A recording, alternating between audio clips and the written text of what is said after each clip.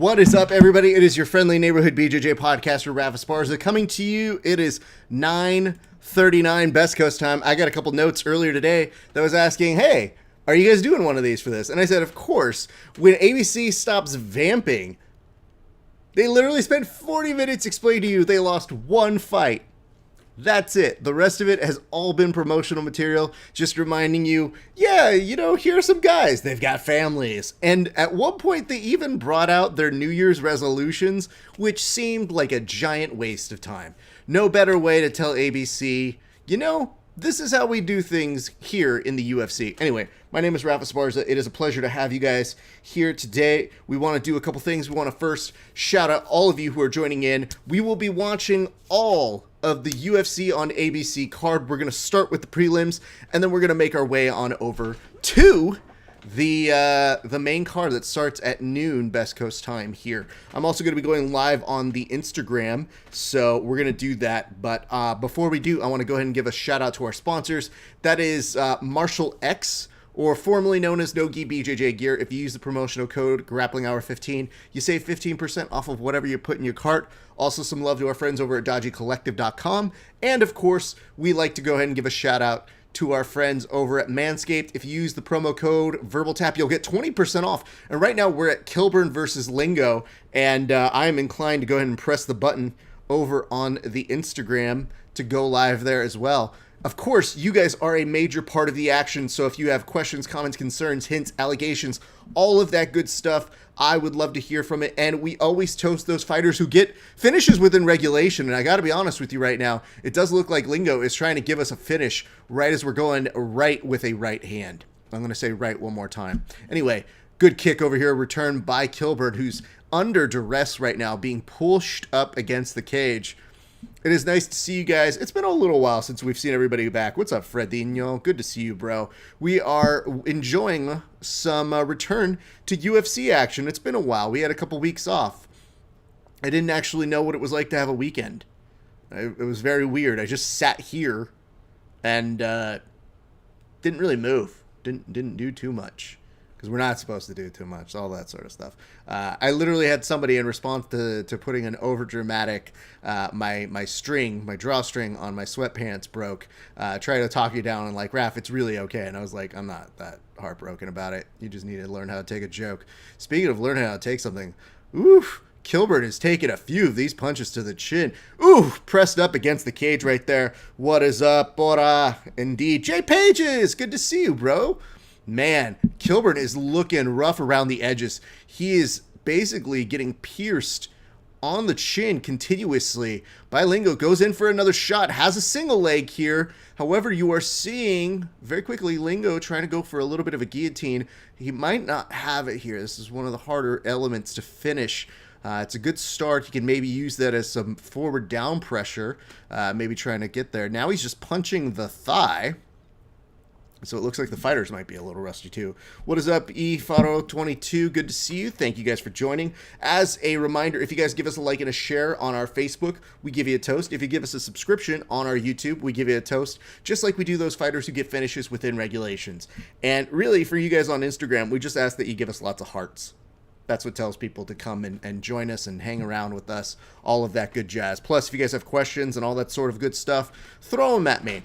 Throw them at me because I can plug them into the broadcast, and I'm more than happy to make you guys part of that. Nice spinning back kick by Kilburn. Couldn't tell if he was bleeding there, if it's just tattooed on his back, but man, the movement here is not looking good. He is very flat-footed in this element, and for a fighter who's able to very quickly switch it on him. Oof, nice shot to the body there. Lingo striking, looking very crisp here. Kilburn gets a nice hook there for the first time, which is good for him. What is up, Lucas? Good to see you. It feels like continuously Lingo is playing a little bit of catch-up. I think those are cuts on the back, and maybe that's just from the cage.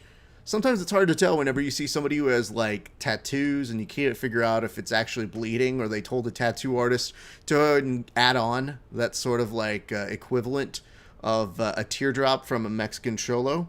Lucas, you enjoying your day? Are you watching the UFC prelims right now? If so, we're glad to have you. If not, I'll walk you through it. Some pummeling over here between the two gents. Kilburn tries to get a little bit of his footing. I like that the MMA fighting says he's not showing... Kilburn is not showing much here, but he's trying to strike back. It's like his striking looks like it's terrible, but he's trying. Yikes. 50 seconds left to go in the first round. A very strong first round performance from Lingo. And it really is taking Kilburn this whole entire fight to even... Oh, fuck, dude. He leaves his hands down so low that Lingo just picks him off, man.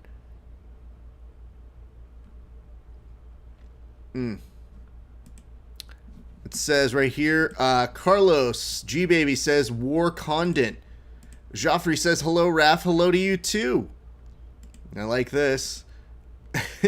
I also enjoy it. Says, hey, Raph and Grappling Hour fam. Yes, of course, I treat you guys like my family because I only see you when I'm required to. Just kidding. I love my family a lot. You can't be brown and dislike your family. That's not how it works. We have a stop to the action just in terms of a low blow, so taking a few moments to go ahead and let things... Ugh. Oh, that's pretty funny. Dude takes a strike to the groin, but continues and actually finishes his punching combination right there. Most people might say, hey, listen, you know, immediately when you get kneed in the nuts, it's a stop to the action right there. Lingo basically said, no, I really want to get this 1-2 out. Oh, fuck. Yeah, that didn't feel good. Nice run into the end of the round. He looked like he was almost putting himself into a guillotine. Anyway, let's go back to you guys while we've got a minute of rest. It is a pleasure to see you back. What fight are you most excited for? I've already heard from G-Baby, who is saying that he is most excited for Carlos Conant. Don't know why that is, but it seems like we have been deficient. There's been 3 weeks of no fights. This week, we're going to more than make up with it. It is going to be UFC on ABC 1, UFC Fight Island 20. I don't know where we're at on that. It might be like 12 or something. And then next week is the big Conor McGregor, Dustin Poirier, UFC 257.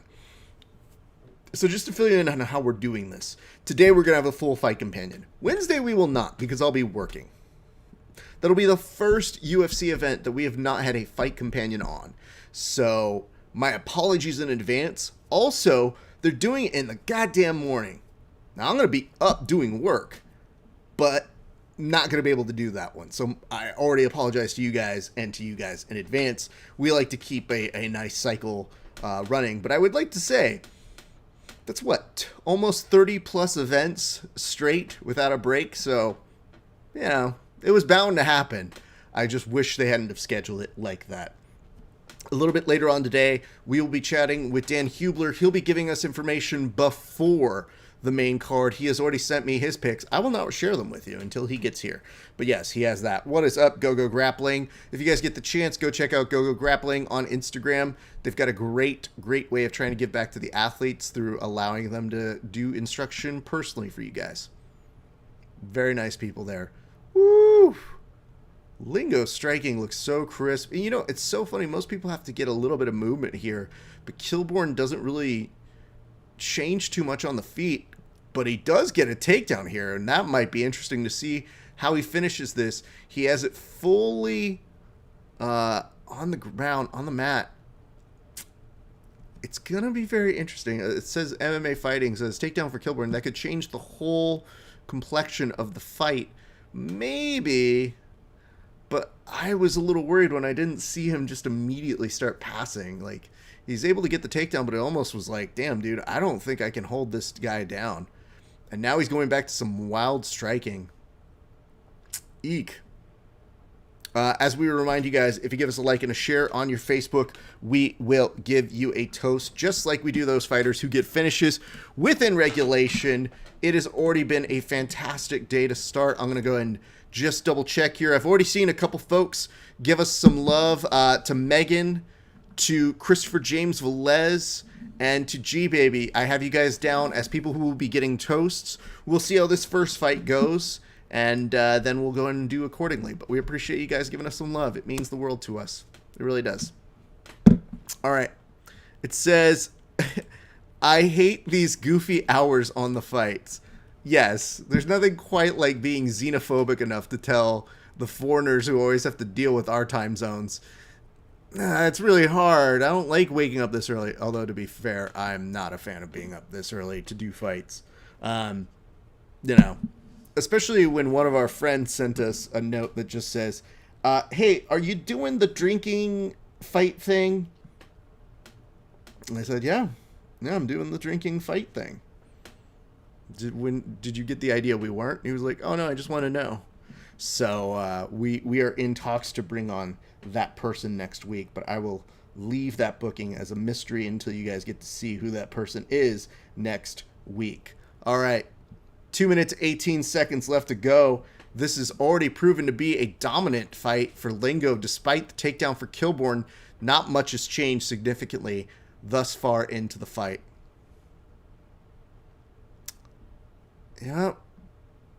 Yep, 2 minutes left. Let me see. It says, how do you think the crowd will change the ref pushing the action? That's a good question. I haven't really even listened to it. I've heard that they were there. It's very interesting. I wonder if some of the fighters you'll see on the card today have gotten so used to fighting without a crowd, now they're going to be like, how do I do this again? Don't boo me. I'll boo you, you dumbasses. I don't like this. I don't know. It'll be interesting. I don't think it's going to change too much. Fight Island is its own microcosm in terms of fans, but it does look like they're importing their usual refs, so probably not too significantly, if I'm guessing. Some nice pummeling exchanges there. Ooh, good teep kick, though. Kilburn. I'll give him that. Goes in for another shot. It's good. It's looking good. He does get him down. Ooh. I mean, this is the fight he really wants, dude. This is the fight that I think he's been angling for this entire time. And he's just so exhausted. It's not just the finishing of the takedown. It's literally, what do you do after you get it? He's going to continue pushing. Duck him over to the edge of the cage. There's a guillotine attempt here, but it is a little shallow, and there is no top leg over just yet. So he's going to have to abandon this, and that's going to give Lingo some extra time here to maybe implement a couple strikes. But both these gents are just pretty tired, I would say, thus into the 9th minute and change. So we're going to be ending up with a second round here, which means we're likely to go to a third. What is up? Sex and Violence with Rebel Ghoul. Good to see you. Ooh! One more shot. And for good measure, they clean that up. All right. Round 3 coming in just a second. It is a pleasure to see you guys. And we missed seeing you, quite frankly. You know? Everybody having a good New Year so far? It's a little bit better than 2020. You know, we're making progress. It's not going to come fast. We'll have to do it in increments in order to get through the shit show that was last year, but so far 2021 is not so bad. It says, I like his shot. I wish he would get up and run it. I do too. It's almost like he gets the shot and then he goes, how does this work again? How do I fit it? What do I want from this again? Raph, have you been watching the news? I have. Yeah, there's that thing. That sucked. I'm talking about for me personally. I didn't go march on any capital, so otherwise things have been pretty okay for me. Other people have been trying to do shit. That's been not great. I just like the idea that it's like, at the very least, we're starting to get some of those people who were too dumb to know that it's like, oh shit, I have consequences. The internet is forever. No! 2021 started wild. We've had worse. And we'll see. We'll see what happens. All right, round 3. Lingo, true to form, looking very strong with the strikes. Oh, look at this. Good for you. Wife, dog, and I are packing up to move to Utah. Where are you based out of already? I don't remember where it is. Where was it, like more towards New Mexico? I don't remember. Tell me where you're from, Christopher. All right, Lingo. Now, almost like a reversal of fortune, has Kilborn down. Kilborn trying to work for a Kimura trap here. This is going to be hard to pull off considering his whole body would have to reverse course to sweep him over. Currently stationed in Montana. I knew you were for Florida. I get all of those areas mixed up. So you're out in the Montana. Man. Montana was about to get Crone. Now you're going to miss that life, right?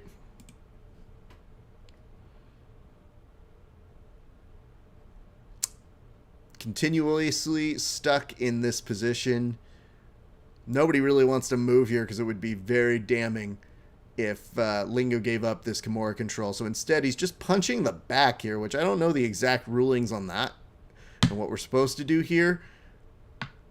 Kilburn probably wants to try and motion forward to go to the side, I would assume here, because he is loosening up the arm, and that is kind of nice. Lingo would actually do really well. He's cupping around the back here. He might not even need to do much more than that. He could probably cup around that shoulder and kind of walk around if he really wanted to. But I think he likes the base and the fact that it's very difficult for him to do anything. There we go. Ugh. He has to concede the sweep, but in doing so, only eats one shot, which now he's angry. Crowd seems to probably be coming alive. It says, ooh, arm is out. Yeah, and today on the call, it is DC, Hardy, and Anik. So I know Anik has to be jazzed. That has to be a very big honor for him to be back on ABC. ABC was notoriously very well known with boxing, dating back hundreds and hundreds of years ago. But yeah, I mean, this is a significant day to actually have a fight card on a major network. This is huge. This is very nice. Also, ABC's hurting for content, so, for being honest. It's an honor to us, but also relatively convenient for them. Because they're not really with too much other shit at this moment. So, that's what's continuously happening here. Woo! Last minute, 50 seconds here. And Kilbert, for as tired as he is still in it. Bless his soul. Gaynor Newman, good to see you, bro. Hope you're having a good day. Yeah, I still think at this point, Lingo has a fight that is all his to lose. Megan is asking here real quick. Raph, I'm sorry I missed it. Are you going for Kilborn or Lingo? Well, at this point, how do you not go for Lingo? Lingo's been trying to put this fight away the entire time, so I didn't actually give a fight pick on this one, but I will say, Jesus, look at this. Gaynor says, great to see you. I was popping in between judging rounds. Have a great day. Thank you very much, bro. Tell the kids to be safe. Thank you very much for coming in, man. Good to see you. Let's see. And it says, is the UFC going to be showing on ABC regularly? I don't know. If I'm assuming it, they'd probably make it like a quarterly thing. I don't think they want to really oversaturate it. But I think that in months that they need it, they will bring it out a couple times. It'll be interesting to see if they ever put it on primetime, like a Saturday primetime card. I would assume that's probably in the works somewhere. I think that ABC just likes having everything on the table, and I know that Dana has been working really hard with this. So we'll see. I assume tonight's ratings will be pretty good, though, if I'm guessing. Last single ditch attempt, and that is the fight, gents. Boom. Solid fight between the gents. Lingo has this fight, and Lingo's back also. I mean, both of these guys, I don't know. Maybe they just scraped themselves against that cage. That thing concerns me. right. Well, let's do this. Let's take care of some toasts while we've got a few minutes as we await the official decision, which we all kind of know at this point. Let's go over here. What is up, Robbie? Good to see you. Thank you for joining us here on the show. First cheers is going to go on out to Megan Johnson. This toast goes out to Megan Johnson, who has already started the new year off by basically not only challenging the system, but she is the first person to figure out that our mail has gone lost. Like, she's one of the people who saw people stealing mail and then reported it in. So she's a hero now. A goddamn hero. Thanks to you, Megan Johnson. Cheers. Let me see what I got here. All right, let's do this official tally here.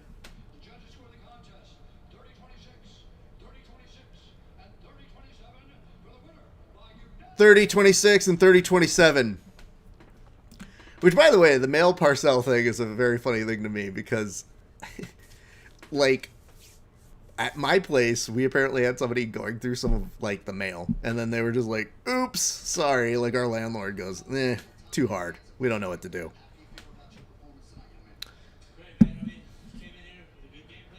Anik asks Lingo, what does it feel like?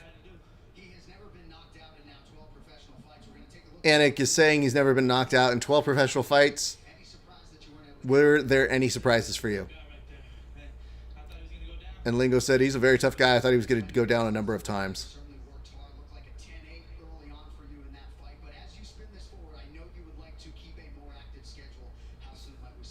Anik's asking, when do we see you back? And basically just said anytime you want.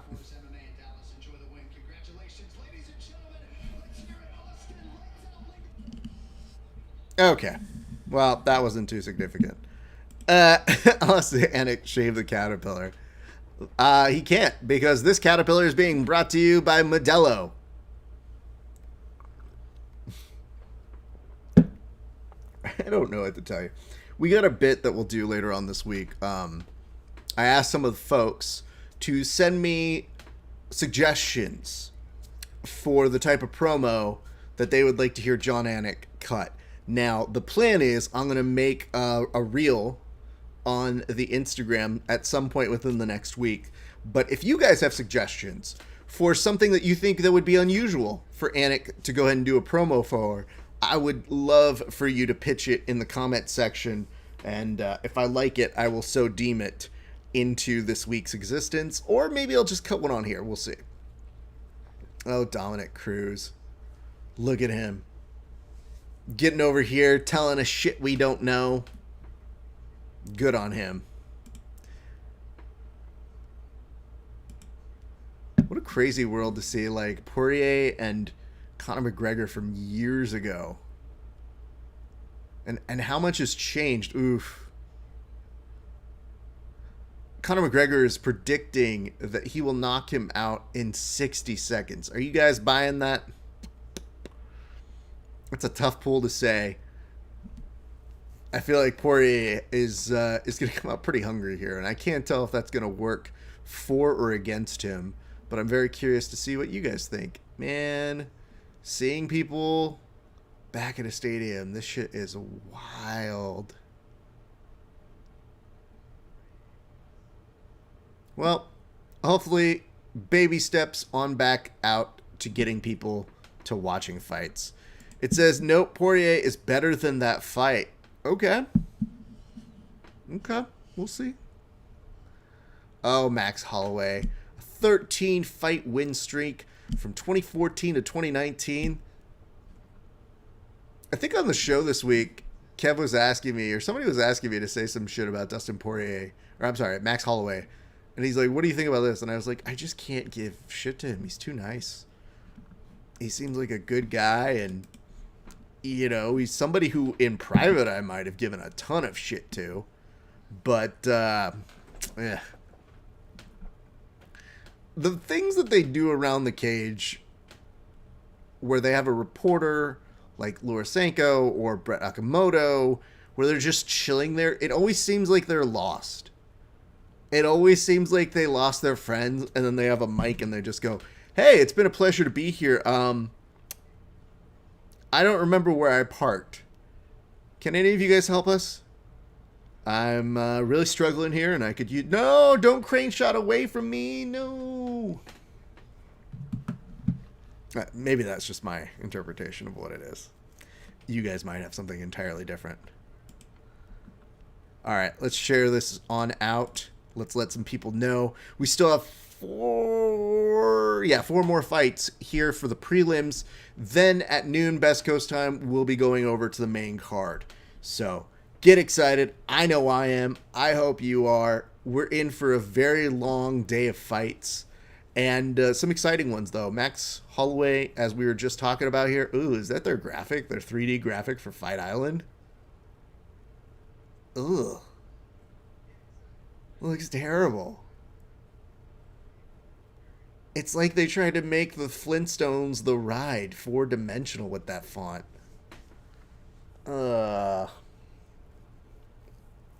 Anytime they do the 3 or the 4D version of their graphics, like, I don't even mind the old school wonkiness of how they make their fighter versus fighter graphics look.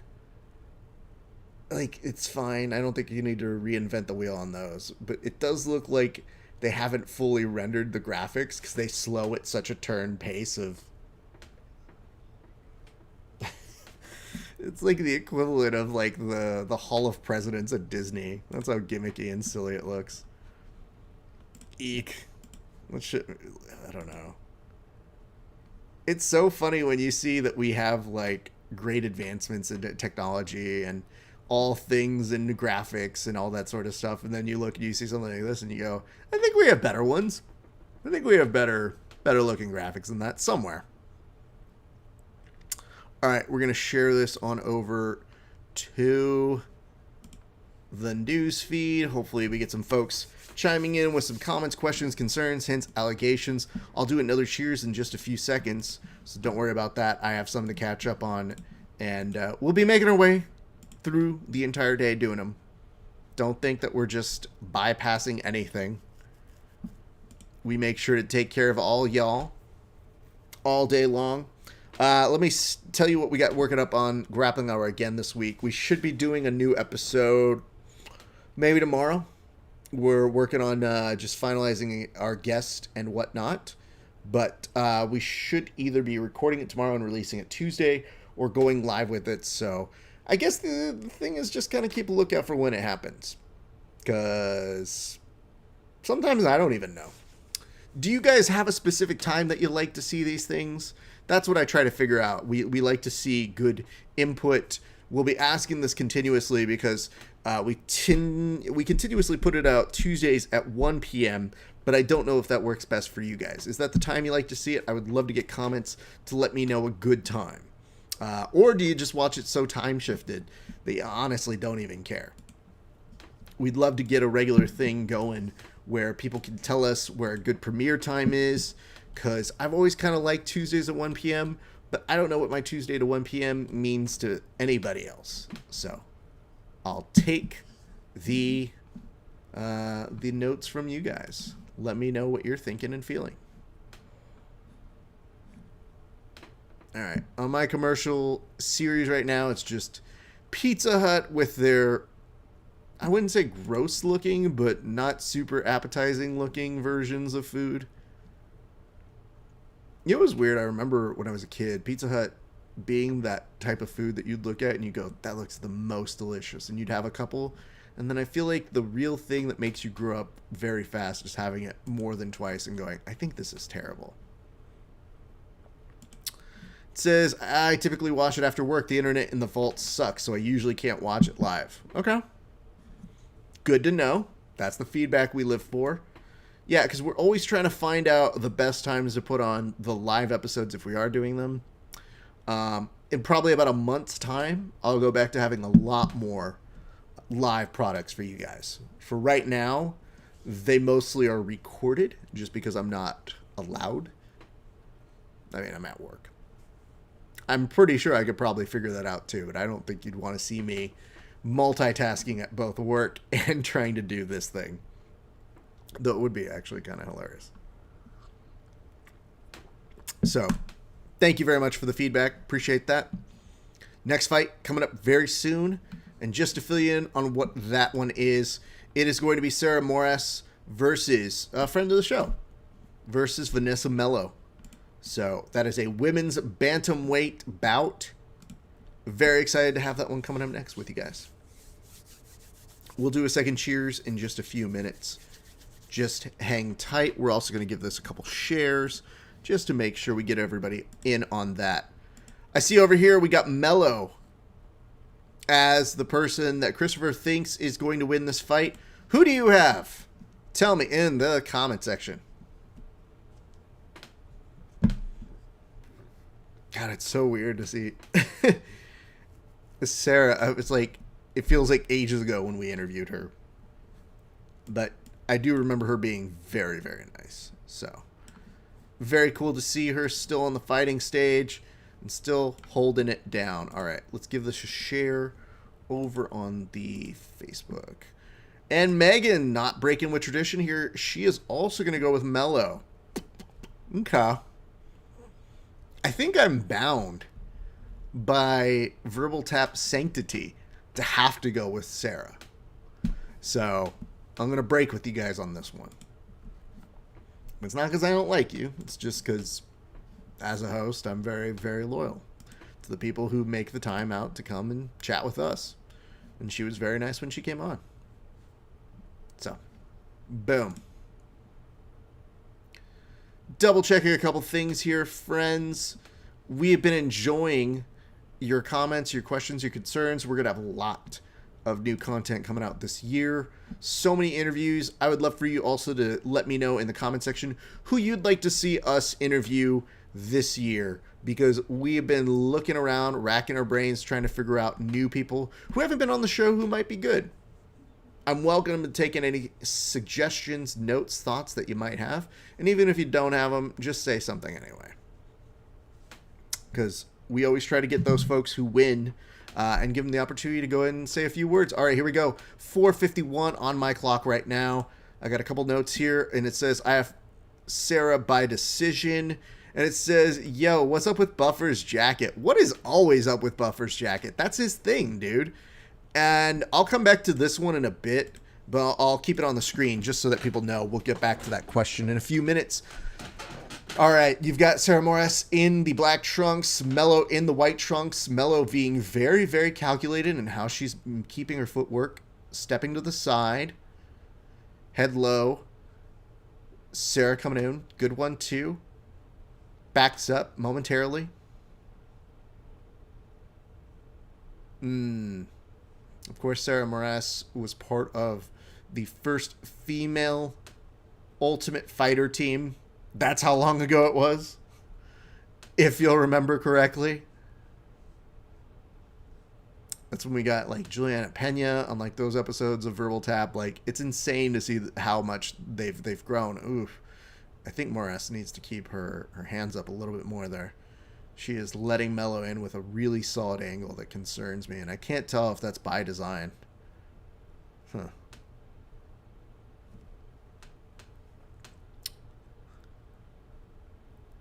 Good steps, good steps. Continuously moving forward here. Huh. I mean, Sarah seems to be making her kind of chase her a little bit, which isn't really great on engagement, but I think she keeps looking for this kind of like almost diagonal angle that she wants to try and open up here. Nice. Mellow starting to connect a few times. I get the impression Mellow might want to come in for a takedown.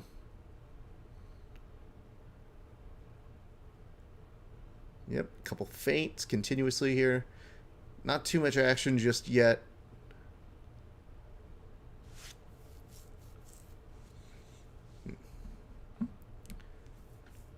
Good couple cracks there, though.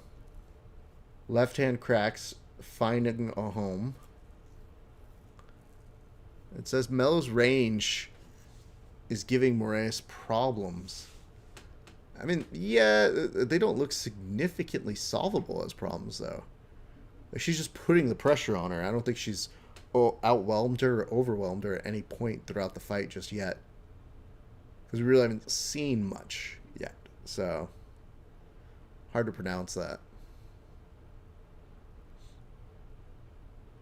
I'm curious to how the crowd is, though. I'll tell you that much.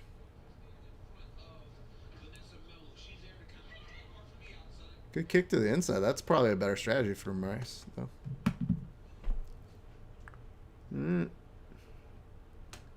All right, I'll answer this question because it looks like we might get a little bit more action here, but if it continues on this progression, it's not going to be a super exciting fight. Buchecha with this transition to MMA. Yeah, I'm interested in that. The fight looks absurd. I know very little about his opponent, except for whoever smash cut those two photos together. Kudos to them. Because I look at that and I think to myself, huh? This looks like a side Carney profile sort of a fight. I don't know how excited about it I am, but I'm excited to see Buchecha fight, to see how he does. I'd rather he stays in jiu-jitsu, but, you know, what's he going to do? Be like Gordon and just talk about MMA forever and never actually do it? Nah, he's going to go live that life. Good for him. MMA fighting says Moraes with plenty of volume and plenty of... What is the wordage here? And plenty of noise in round one. What the fuck does plenty of noise mean? It just means that she's hitting people. I have to tell you guys, whenever I do any kind of striking, I get very self-conscious about doing that thing where they go, okay, make a noise, make a, aha! And I go, I feel so stupid doing this. Like, it makes sense when I see fighters do it, but I don't consider myself a fighter, so it's never a moment where I go, ha! I feel absolutely ridiculous. And they'll always try to make me do it, and I swear to God, I always look at them like after I say it, I go, I'm very sorry I did that. That seems ridiculous. I have interviewed Buchecha though. At least once? No, twice. Oh, right. At the World Jiu-Jitsu Festival, I interviewed him again. He was very nice. He's a good guy. The first time I interviewed him, I think at the World Jiu-Jitsu Expo, and it was a little bit of a surprise. I'd love to have one where I'd have a little bit more time to do research and whatnot, but he's always very nice. It says it's all... Okay. All right, let's take care of a second cheers while we have a moment here, because we might be... I mean, let's hope that things pick up here. There's not really much to discuss in terms of what they're putting out on this fight. The next person who gave this a share was G-Baby. This cheers goes on out to G-Baby. G-Baby crushed our end of the year awards. If you guys haven't had the opportunity to go check that out, go check out our awards. He's a good human being. He's got a ton of podcasts, but I think that you'll enjoy the way that he gave out the awards for this year's Best in Jiu-Jitsu. Cheers to you, G-Baby. Much love for you, bro. All right. If you guys want to get a cheers like that or anything to that accord, we just ask that you give us a like and a share over on Facebook. You do that, and then we give you a toast just like those folks who get finishes within regulation. And it says, what kind of coffee are you drinking? Honestly, right now, this is water. I'm not... Listen, I can't do fucking drinks. And honestly, I try to keep my coffee intake to only when I need it at work. Because the very beginning of the year, I went to take a couple things of coffee on my first couple days back after the hiatus. And my body goes, what the fuck is this? I was like, yeah, we need coffee again. We're getting up. These are 12-hour production days. And my body was like, no, thank you. So, I felt weirdly caffeine-juvenated again. That's how you know that you can become an addict when you cut it cold turkey. that your body goes through a readjustment process. So, no, nothing special on the coffee. I just decided to have water and put it in a Starbucks cup. It's not like they sponsor me, but maybe one day. We'll see. It would be pretty significant, I think, at some point, to get a coffee sponsor like Starbucks and being like, hi, we're a specialized niche for sport and you're a giant mega conglomerate. You should just give us money. Like, no brainer, right? But normally if it is some sort of Keurig, Green Mountain, Starbucks. I'm very basic. And I oscillate between like just regular black coffee and sometimes like a latte every once in a while, like an iced latte. That's it, man. I'm super basic. All right. Smigger, you actually like coffee or what? Coffee's fine, man. I just use coffee more as a tool. When I grew up, I used to do more, I still do, more sodas. And I've tried to deplete that as much as possible. Like, try to take it down. So because I already have one addiction, it doesn't make sense to keep making more caffeine addictions as you get older. So I try to be very selective with the amount of caffeine intake that I have. Of course, you don't worry about this in your 20s. Once you reach your 30s, everything affects you. Like a gentle breeze fucks you up sometimes when you're this old. Doesn't mean I don't like it occasionally. But, yeah. It's just funny, dude. First day back at work, I felt fucked up, man. So fucked up. Alright. Minute 53. I want this fight to be better. And normally, we have a little bit of leeway here to try and make things a little bit more exciting. It's not a super exciting fight. And there's no way of getting around that one. So my apologies to you guys for helping and having to get through this sort of a thing. But it is what it is. This is just kind of like you're seeing Mellow just kind of chase down Moraes. And Sarah's, she's kind of dancing around continuously.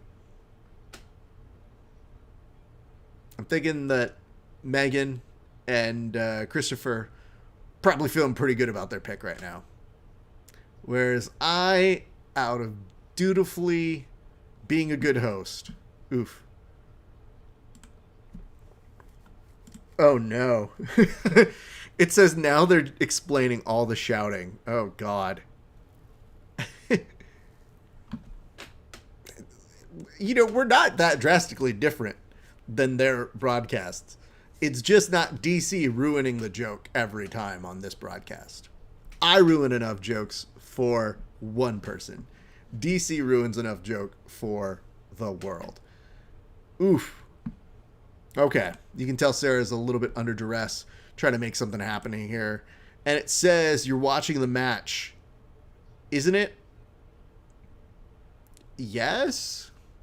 Yes, I am watching the ABC Fight Island #1 event that's happening right now. It is Summeress versus Vanessa Mellow. Vanessa probably winning this. It's not super exciting. But we have a lot of fights that probably will be exciting. The last fight wasn't too bad. This fight, not so much. In fact, to the point where according to the word that we're getting in the comment section, the commentary team has decided to completely ignore the fact and just explain the yelling and why it happens. So if that's not a good indication as to how things are going, I honestly don't know what is. So that's a very sad and unfortunate aspect that is happening right before us. But what is good for us right now is you guys are joining us. You're here to give us some love.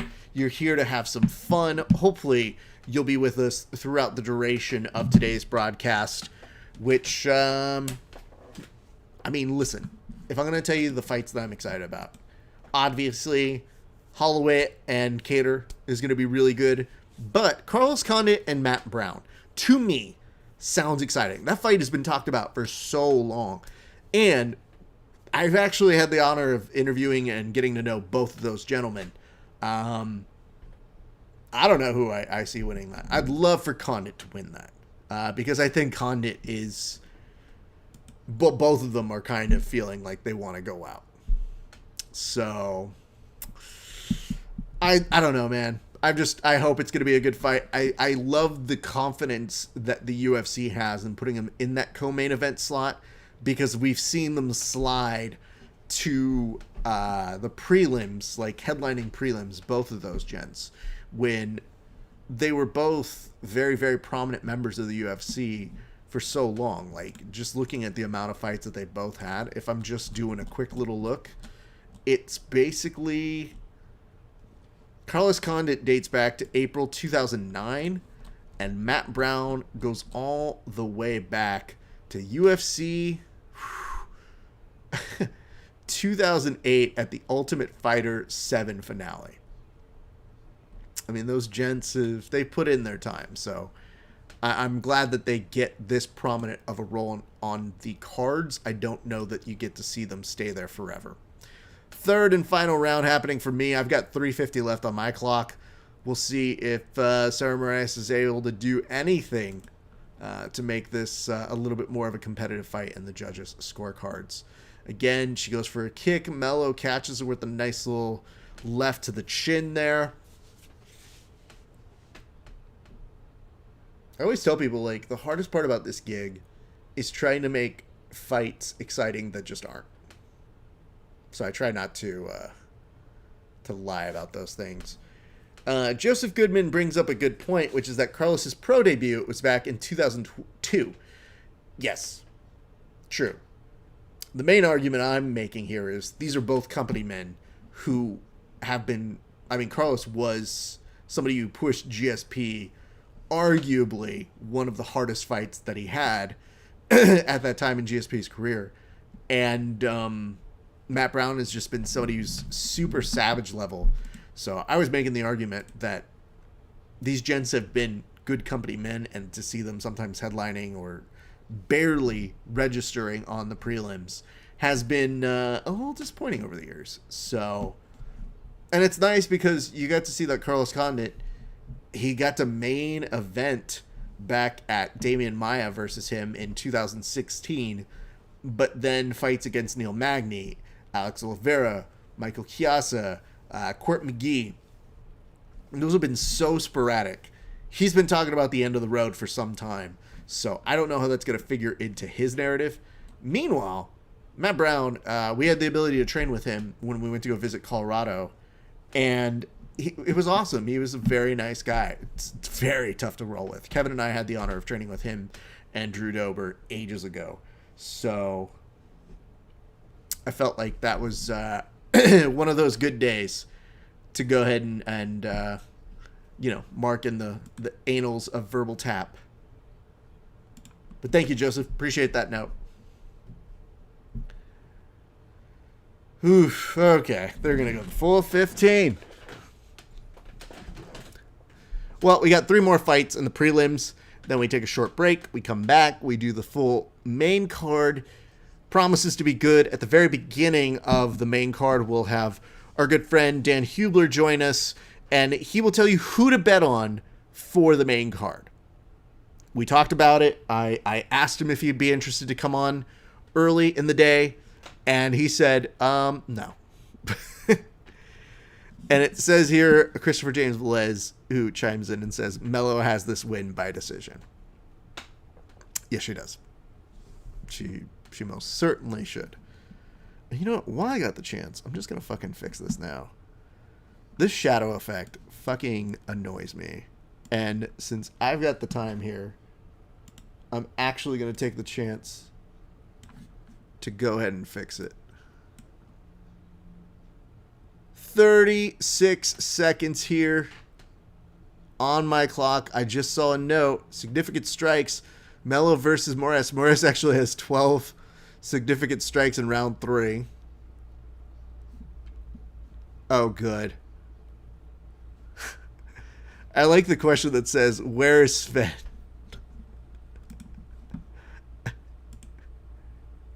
It says, where is Sven? We need the Sven factor. I think Sven is probably at work right now. I wouldn't be surprised if he makes a stop in a little bit later. So we'll keep an eye out for him. They go the distance. We'll see a fight result from them in just a little bit. But, oh, sorry. Ugh. Trying to plug back in my phone here. My apologies on ruining the tack on that one. So if you guys get a nice extreme close-up of my forehead, please do not be alarmed. It is just a giant head. I've had to live with this giant head my whole life. My mom actually complained. The birth for me, pretty easy until she got to the head and said, Jesus Christ, this kid. And though I like the fact that my mom would tell us, though. She would tell us that story, but then she would end by being like, yeah, your giant head was so hard to fucking birth. But you weren't the hardest. That's your other sister. And I was like, oh, damn.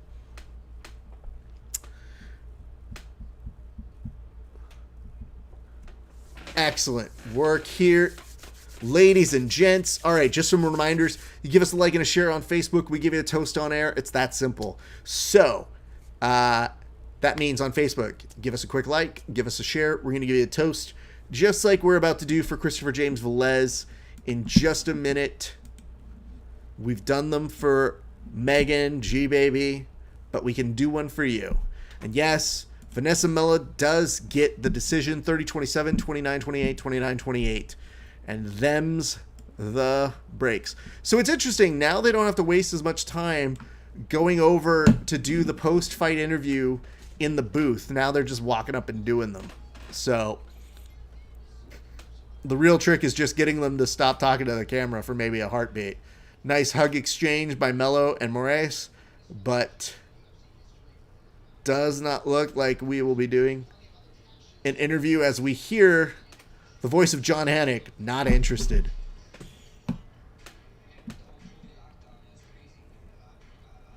I like that Max Holloway is now getting a promo for his page on playing video games. Like, that's what they want to do. Be like, hey, these guys play some video games. What's up? Maybe you'll like them. God. Rush is the fucking best, though. Max Holloway's son is a wonderful, wonderful contribution to the UFC. That dude should be on the payroll. He should get checks from the UFC just for the amount of replay value that they get out of him. It's the best. All right. What are your questions? What do you guys got for me? I'll take them while we got them. Bless yourself. Oh, God. That's so funny. All right. Let's give this a share as well on our own Facebook. Just so that people know. I'll look at this. Christopher James Velez. All right. This toast goes on out to you, bro. To Christopher James Velez. Most people don't know this, but Christopher James Velez is actually one of the first people to come up with the Fast Pass. You know, the thing that we used to use whenever we went to theme parks. He was the person that said, yo, I don't want to stay in line forever. Why doesn't somebody just come up with a way where I can get a reservation to come and wait a little bit later? Genius work here, Christopher James Velez. Much appreciation to you. Thank you for always being here, bud. It's good to see you in the new year. Appreciate you, bro. Let me see here. Imagine talking shit online and then finding out that you were playing Max Holloway. Oh, see, that's a different world. I have no problem talking shit to people on a variation like that. Because at that point, you're not supposed to say I'm a fighter. Like, that's the weird part that people get mixed up. They're like, they didn't know they were talking shit to a fighter. It's like, well, you're not a fighter now. You're a dude who plays video games. Nobody's supposed to fight each other. You have a video game. That's the whole point of it. It's boring if you don't talk shit to each other. So anyway, there's that. And it says, can you berate G-Baby for not coming into training for me today, please? Absolutely can, Joseph Goodman.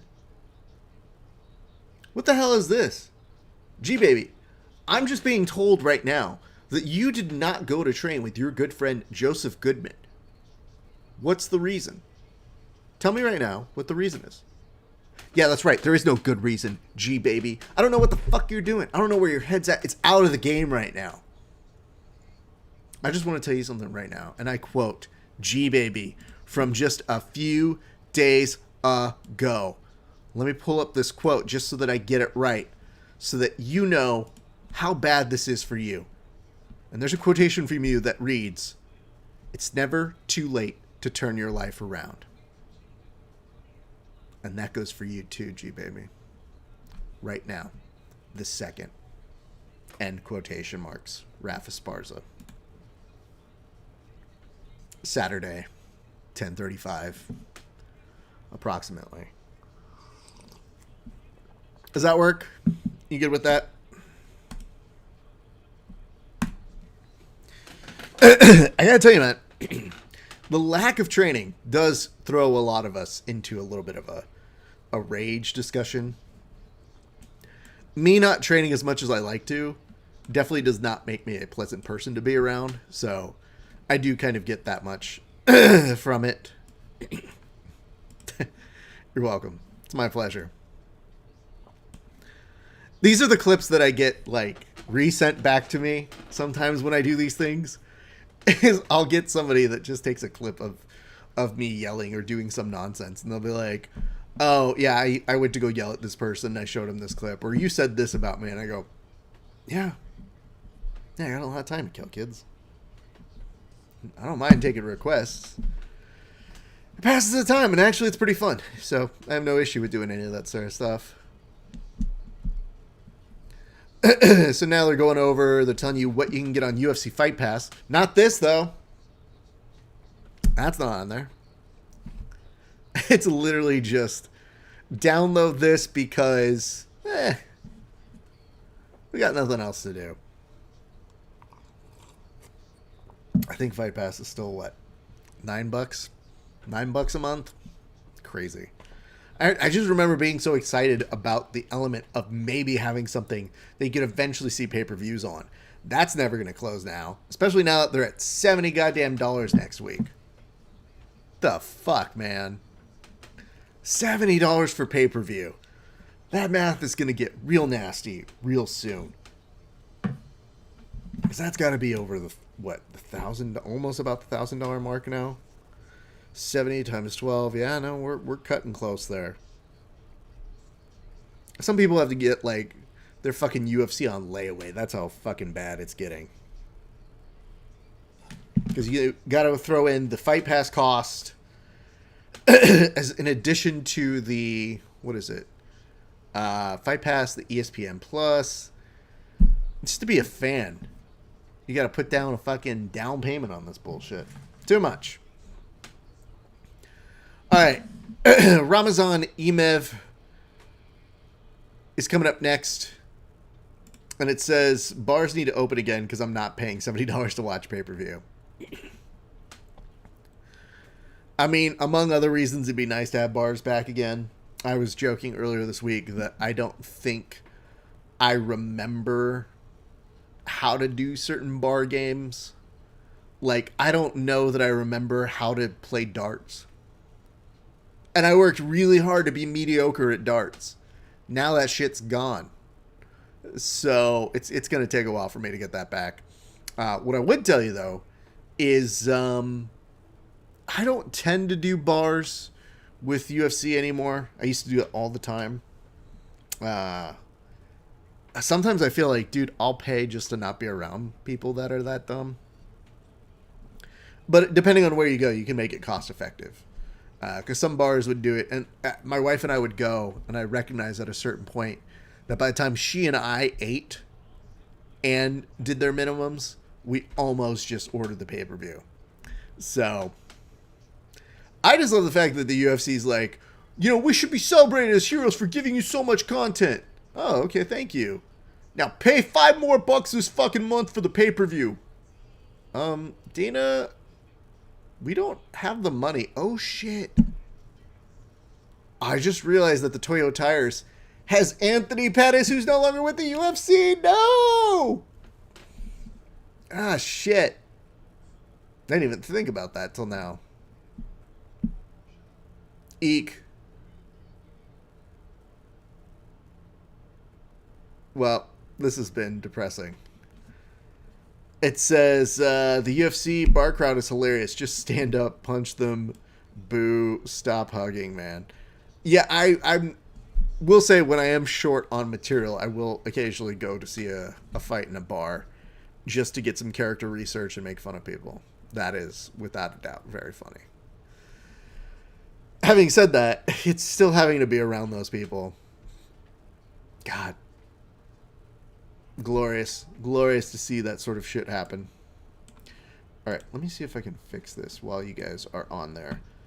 But the background shadow effect. So while you're here, Christopher James Velez, I'm actually going to figure out how to make this look cooler. Nope. Still working on it, kids. Maybe that looks better.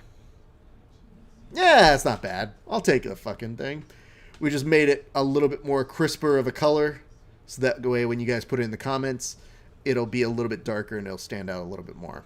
Look at this.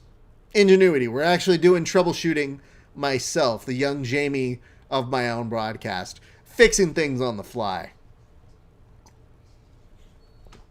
I just hate it when sometimes it would duck a little too close to the background color. So you gotta change the opacity. It's a thing. You don't need to get into it. Do you guys make any New Year's resolutions? Are they still in existence? Did you still have them to this day? Looks like we are in the cage right now. Yep, both gents are in there. Zawada and Emev are there, and it says, that's how we know you're a pro. Yeah. Though I wouldn't give, man, what I wouldn't give to have somebody like me producing the show as we go one day. Oh, that'll be the dream. Oh, you're talking about this Bruce Buffer jacket. Yeah, okay, I see what you're talking about now. Yeah, that's like fall through up on that jacket. I don't think there's any other nice way of putting it. Like, that's the basic bitches of jackets that one is right now. So, all right, I did ask earlier who you guys had. Chime in. Tell me who you guys got on this fight. I already see Christopher James Velez over here saying he's got Zawada. Talk to me. Who do you have? Who do you want to see win? Or as the Joker would say, money, money, money. Who you gonna trust? Etc. Etc. I think it's hubba, hubba, hubba. That's the one. Join us for some UFC on ABC 1 coverage. Prelims. Because we're doing this all again in a few minutes. All right, here we go. Look at this. The Fussy Fossies joining us. How you doing, bro? Good to see you, man. We now go to round 1 of 3. Zawada, Emev, or Emev. You've got Zawada in the black trunks. Emev, already cuts an angle, head down, Superman punch up. Yeah, it's a very strange pattern he has going on right now. But right away, few knees out there, but Emev trying to equalize the distance. Eek. We're pleased to have you join us. If you're just joining us right now, give us a like and a share. Oh no! Sorry, we just lost the feed over on the Instagram. We're going to get that back. My apologies to you who are watching over on this side. Live. Here we go. All right. Hey, what's up, everybody? It's your friendly neighborhood BJJ podcaster, Rafa Sparza. Sorry, the broadcast just killed itself. Like Epstein didn't? I don't know. You guys tell me a difference between the two. We got a great fight going on right now by Zawada and Emev. And we have a lot of folks chiming in and saying who they think is going to win. Megan Johnson says that she's got Zawada and a strong right. I think that is a nice way of putting it. Oof. UFC is saying Bruce Buffer dressed to impress tonight. We beg to differ here on the show. We'll bring that photo in for you guys to go and gander at if you hadn't had the opportunity to see it. Too soon.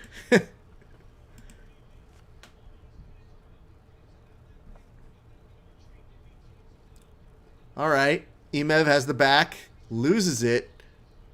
Both the gents actually take a moment to go and readjust their pants, so good for them.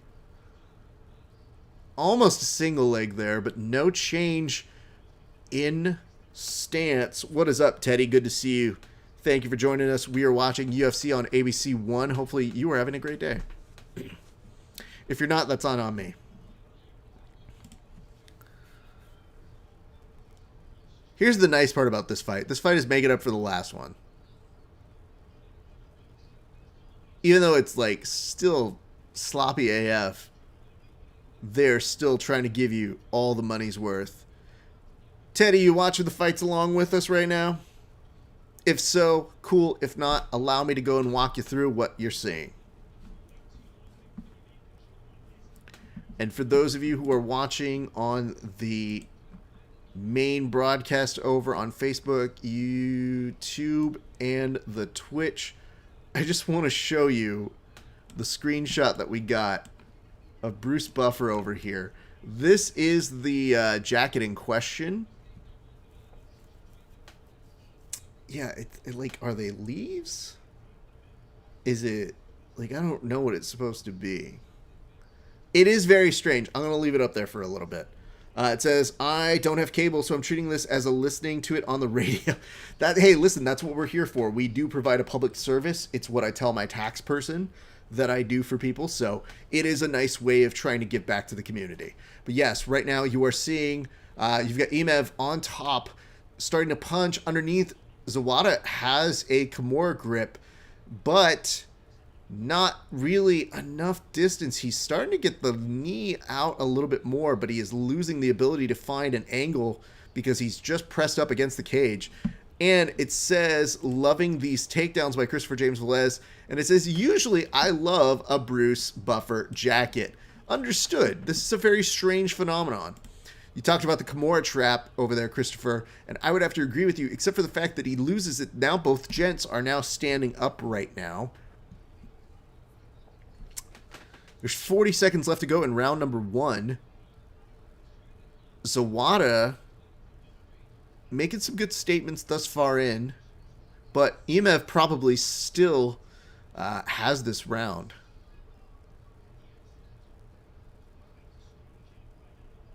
Interesting. I'm pretty sure, though, if people are just tuning in right now on the Facebook version of this and they see this photo of Bruce Buffer, they're probably questioning a few things about, like, is he okay? Like, why would he wear that?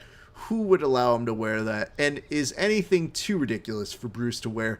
The answer to all of those questions is, yeah, probably. Like, whatever. It's just, but especially whenever the UFC puts up, like, he dressed to impress. Like, whatever you say. What is up, Spence BJJ? Thank you for joining us. Hope you're having a good day. Okay, round 1. Emev, are we all on that? Or does somebody have a better argument against it? I would love to hear your thoughts in the comment section. We keep this thing going. We got a share from Adam Woods. We'll take care of you in a few minutes, bud. But for right now, action's starting pretty okay in this fight. We have 2 more fights left on this one. Then we're going to go over to the main broadcast in a little bit. The main broadcast will be, let me see here. Emev is pretty dominant so far. Absolutely.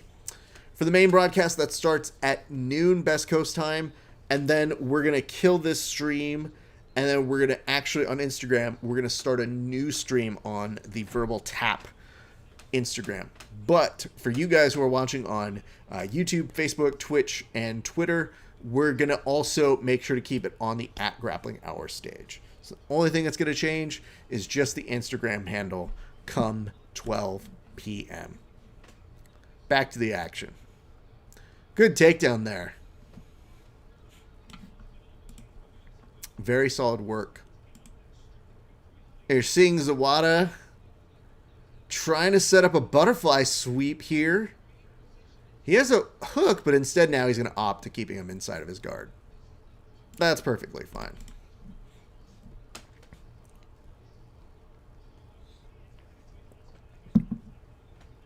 It's very strange to see people when they don't have a good angle to start getting some punches in here, that they just start randomly, like, it's almost like they're putting something into a basket. That's how many, like, times you see the arms move. And I think you said what I said, which is, I don't like his striking from the bottom. Yeah, not super great. Emev allows him to get up only to charge him straight into the cage section. For those of you who are watching at home, has it been any different hearing a little bit of a crowd? Because I only get little bits and pieces of the commentary because I'm talking, but I'm curious as to if that is something that is playing into your viewing experience. I guess what I'm really asking it for is so that you can turn it down so that you listen to me more. But if you are happening to listen to both, it is worth noting for some odd reason. And it says the crowd is silent. That's good to know.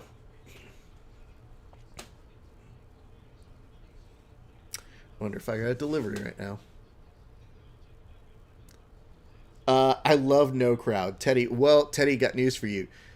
In a 18,000 capacity venue, they have 2,000 fans there at the Fight Island today.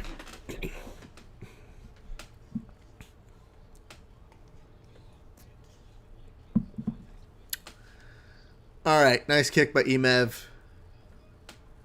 We're at the halfway point of the fight. Kind of gets a good underhook, but doesn't really get a takedown. Instead, eats a couple shots from Zawada.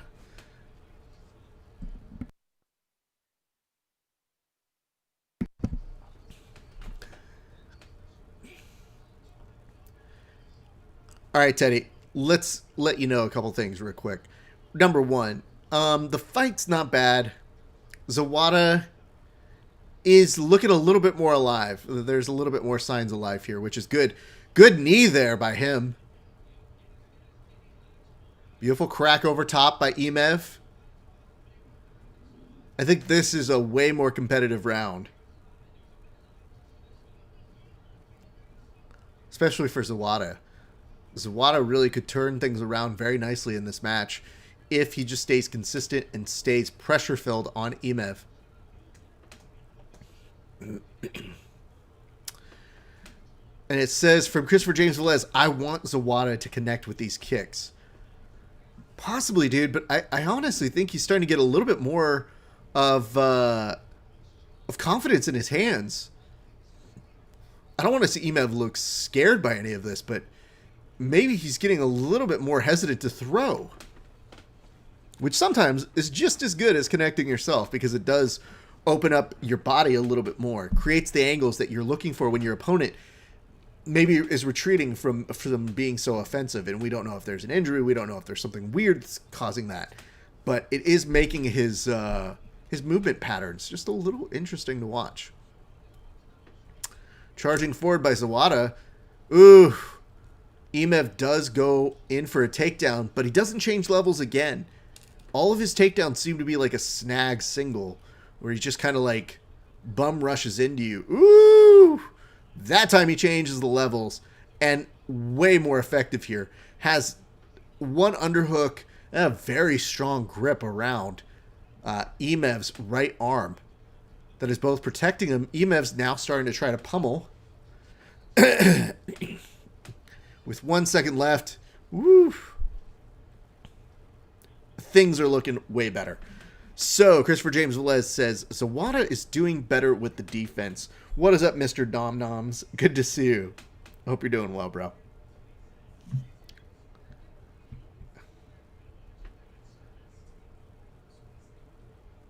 Okay. What do you guys think? Who do you think took that second round? I'm wondering if anybody makes a case that Zawada won that round. I don't know. I would love to hear it if you guys got a feeling on that one. Oh, no. Look at Disneyland's like, listen, we know shit's hectic for you. Want to go on a cruise? Come on the Disneyland cruise. It's fine. You'll be fine. Traveling's fine. Come on. Get on a ship. Because that can't be bad for people. That doesn't spread anything. We know that. Yeah, those last 10 seconds there. Woo! Big cut on the eye of Zawada. You will see Emev go for that for sure. If he got any pickup on it. I'm sure in between the rounds they were able to clean it up a little bit, but he immediately gets the takedown here, and Zawada's strikes from underneath, not looking great still. Asking what were the significant strike breakdown? Don't know. No clue. Not a human computer. Good with numbers. Not that good. Cruise ads too soon. Yeah, like what the fuck, dude? I'm not getting on a cruise with anybody.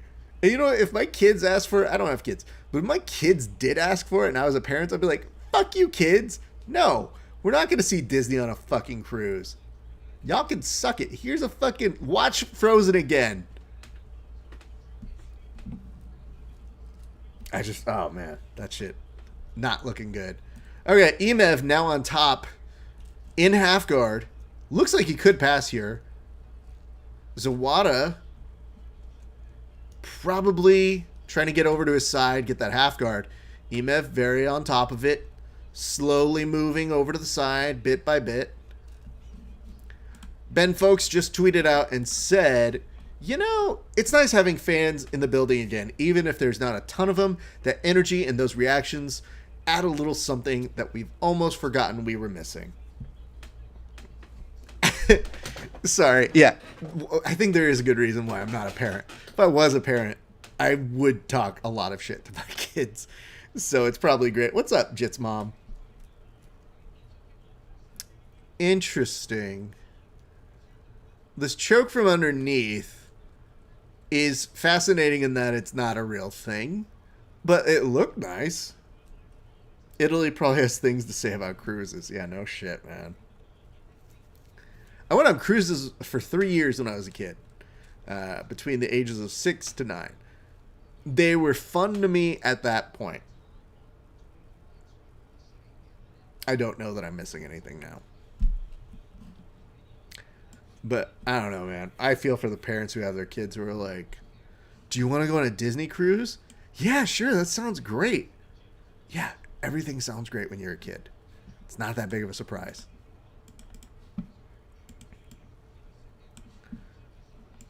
All right, looking to see what y'all are saying right now. Okay, yep. I'll come back to that note in a moment. Okay. Now we're at full mount by Zawada. Nice, interesting turn of events here. Emev looked like he was alive in the first 2 rounds. Woo! But still manages to reverse position. Now was in guard. Pushes him back up against the cage. Zawada bleeding over on the left eye. Interesting turn of events between both of the fighters in on this one. Nah, I like this from Christopher James Velez, which is just why. Well, why is because we got 1 minute and 25 seconds, and we're going to see who really wants this fight. It's a very good round for Zawada. It's going to depend on how that second round really was broken up a little bit more. Emev had maybe more of an argument between these two rounds. This is going to be very close, kids. And you're hearing it, the passion, the crazed, the intensity of Jon Anik's voice going up to its fullest decibels. You can tell he's missed this shit. 50 seconds left to go. By the way, Jon Anik saying this is the hardest week of his life is got to be like 3 events I know are very tiring. However, you'll be fine.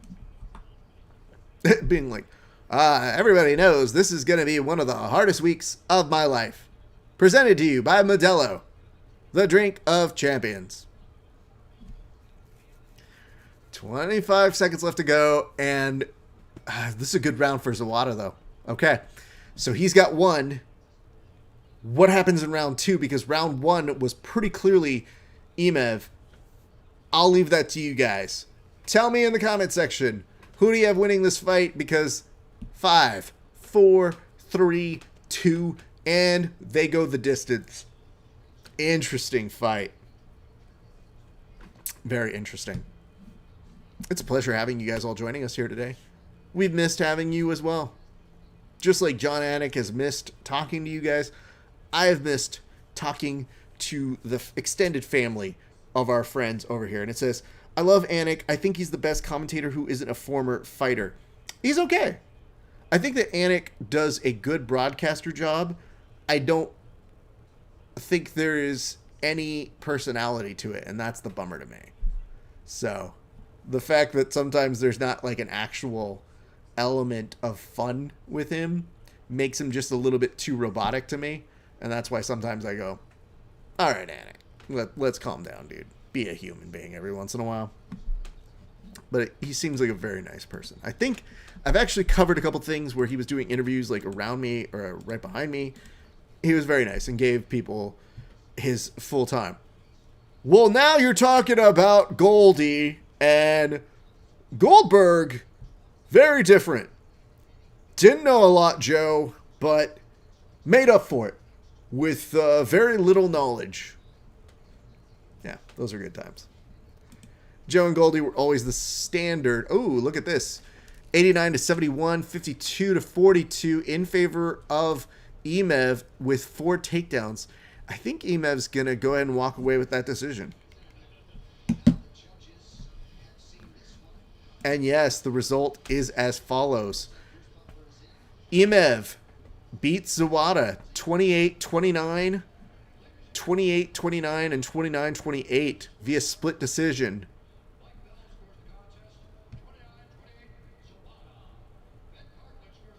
Mike Bell.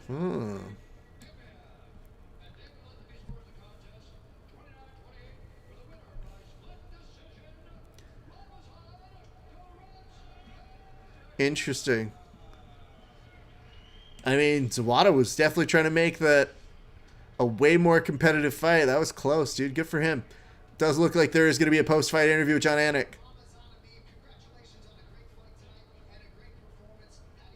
Translator time.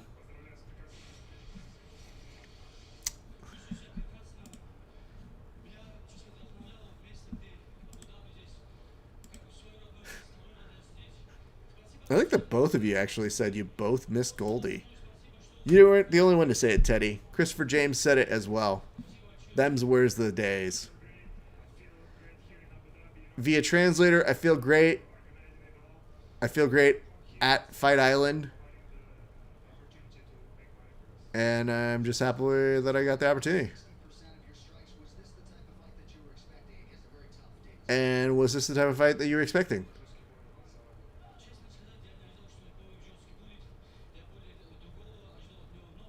There's a little bit of accentuated movement on his explanations here. So, this will be the 3rd fight to go to the distance. Carlos Felipe versus Justin Tafa coming up next as a heads up to all of y'all who are watching.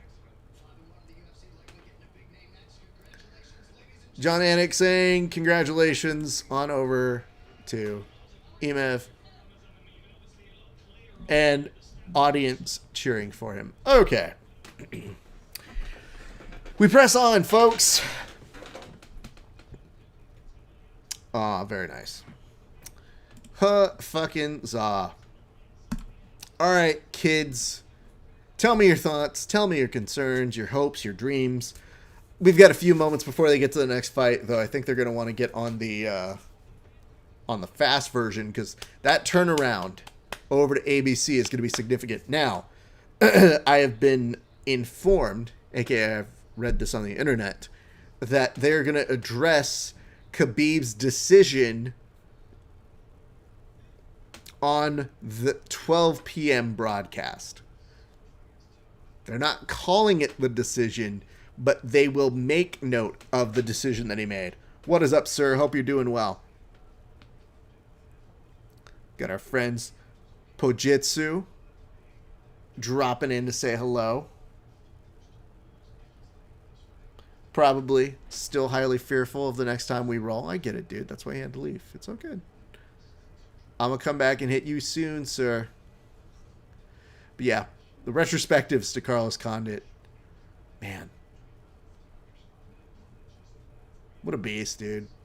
Conant's just one of those guys that at the top of his run was always... I mean, he still is very, very good and fun to watch, but just a fucking legend of the sport, dude. I like that it's like he's faced 4 UFC champions as part of his bullet points here. One of 6 former WC champions still active in the UFC, and one of 12 men to UFC welterweight champion in their time. Interesting. Phraseology there. Think they're talking about his interim run, which I guess now works into that one. Oh, Felipe versus Tafa. That's what's happening.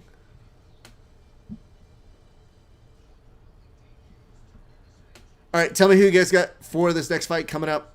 I'm going to go and do a toast on over to our pal, Senor Adam Woods. This cheers goes on out to you.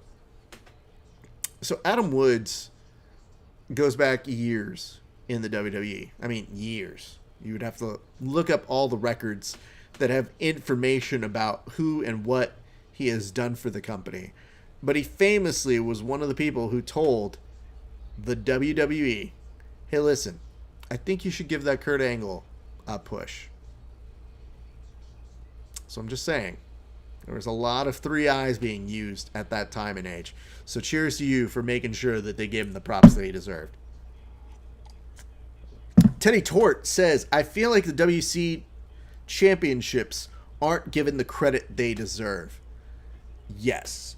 It's more so the way that they brand them. Like, that's the weird part. Like, putting that on his fight placard there, it's one thing to say, okay, yeah, he's a WC champion. I'd be like, yeah, you're right. To say he was a UFC champion, even though he was an interim one, I have to go back and look at that graphic. I swear I didn't see the word interim on it at all. Because to me, I think the WEC champions are forever near and dear to all of us diehards fans. Maybe that's the way that we're able to tell who actually is there. Like, if you look at the people who stayed up and would actually watch Pride, I have way more respect for those individuals than for those people who say they've been watching for a long time but couldn't tell you their favorite Pride fight. Just saying.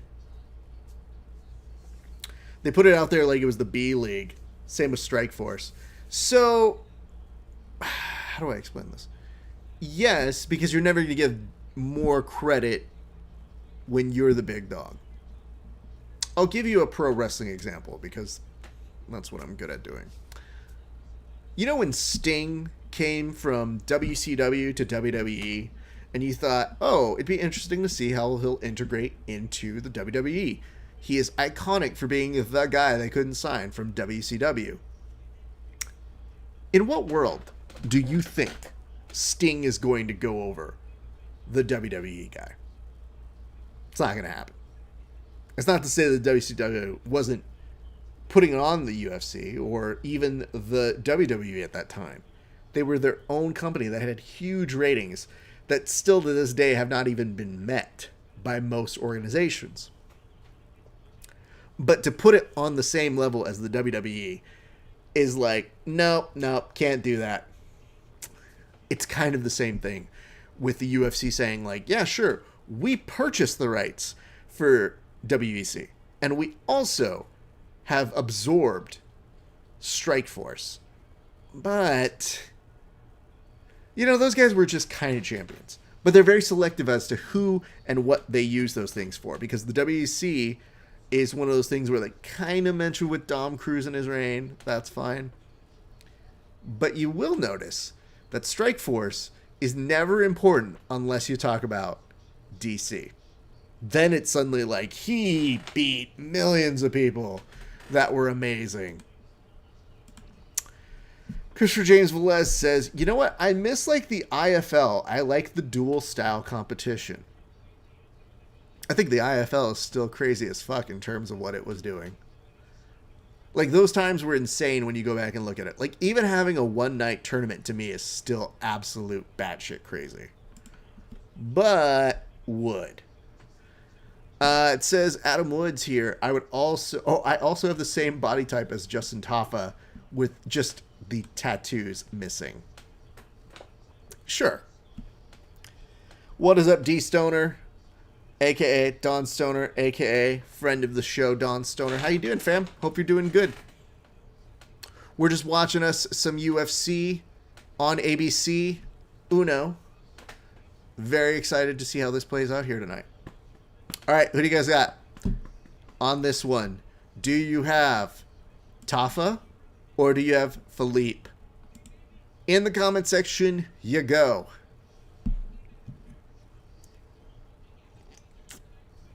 Also, if you give us a like and a share on Facebook, we will give you a toast on air, just like we do those fighters who get finishes within regulation. Unfortunately, we have not had a fighter get a finish tonight.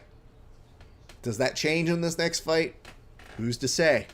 But could be very interesting to see how things play out here, friends. Very excited to have you. My name is Rafa Esparza. I host a show called The Grappling Hour. I hope you watch it. I hope you subscribe to all of the places down here. If you don't, you suck. I mean, you might not, but you know what would make you cool? Following one of these. I see some notes here. I see a Felipe. And it says, is that David Bowie on Felipe's arm? Yeah, David Bowie as the, Goblin King? Let me see. Hold up.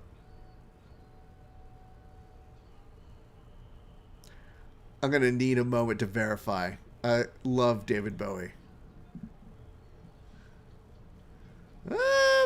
No. That does look like David Bowie. But it's like David Bowie if he was the Joker or Hannibal Lecter. Huh. Good observation, Woods. Can't tell you. Would have to interview the dude to go ahead and figure that one out. It's just so funny. If you're a fighter being like, put someone on the shoulder. Who? David Bowie. But like, give me under pressure David Bowie. Like, I want that David Bowie right here. You sure, dude? People see you fight. Yeah, dude, they should know. David Bowie's a fucking legend. Put it on there. Here we go. First of 3 rounds. I got 4:55 on my clock. Hopefully, you're somewhere in that region. Is this where our fortune changes? Are we going to see a savage knockout here? Let's find out. Go ahead and color correct this over on your guys' side on the Instagram. And right now, seeing lots of people very excited that the big boys are up to play at this moment. Interesting to say here. It says, my mistake, it's Eileen Wuornos. There you go.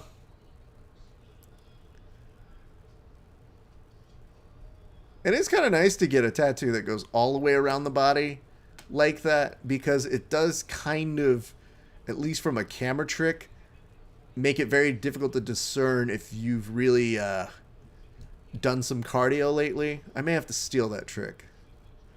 It's a pretty smart way of getting through things.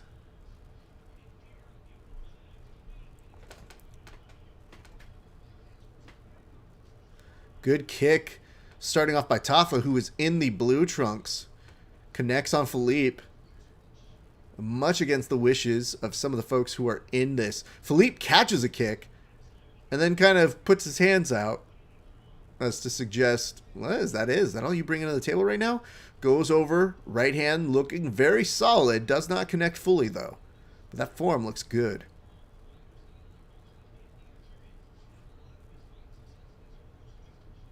Yeah, I don't know. I feel like this is the fight that we do get to see probably a finish in. So, big boys, I am putting my faith in you.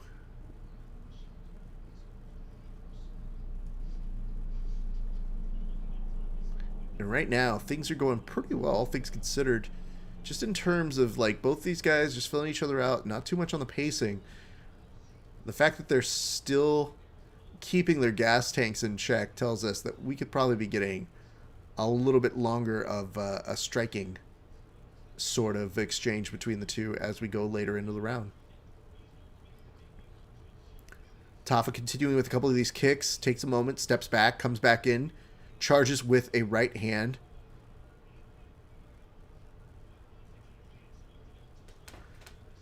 Ooh, nice kick on the inside. I'm sorry, on the outside from Tafa.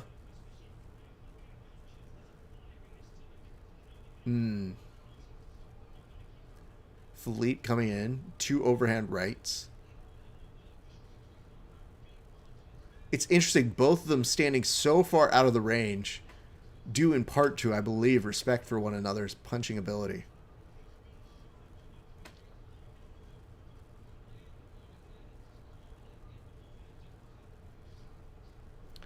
Looks like there is a slight poke. Yeah. Small poke to the eye. Tafa kind of walking around. Felipe, not looking lost. Just probably giving you a few moments to look at his tribal tattoo. No big. Let's take a look at this. Yeah, I'll count that. That's fine.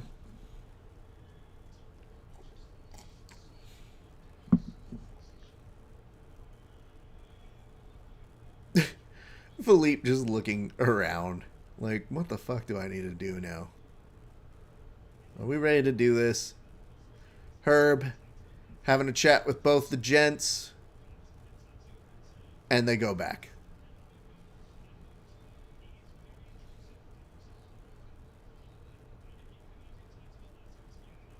It's going to be very interesting to see the amount of power that both these guys are going to try and put in a little bit later. Ooh, nice kick over there.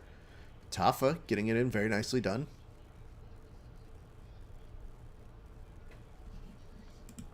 It's a good time to remind you guys, if you haven't checked in to the latest episodes of the Grappling Hour, do so at your convenience. Obviously, stay with us today. Go follow us at any of these following places down here. We're going to have the first interview show of the year coming up within the next day, maybe 2 days. You'll have to wait and see. Okay, let me see. Last couple things to push up.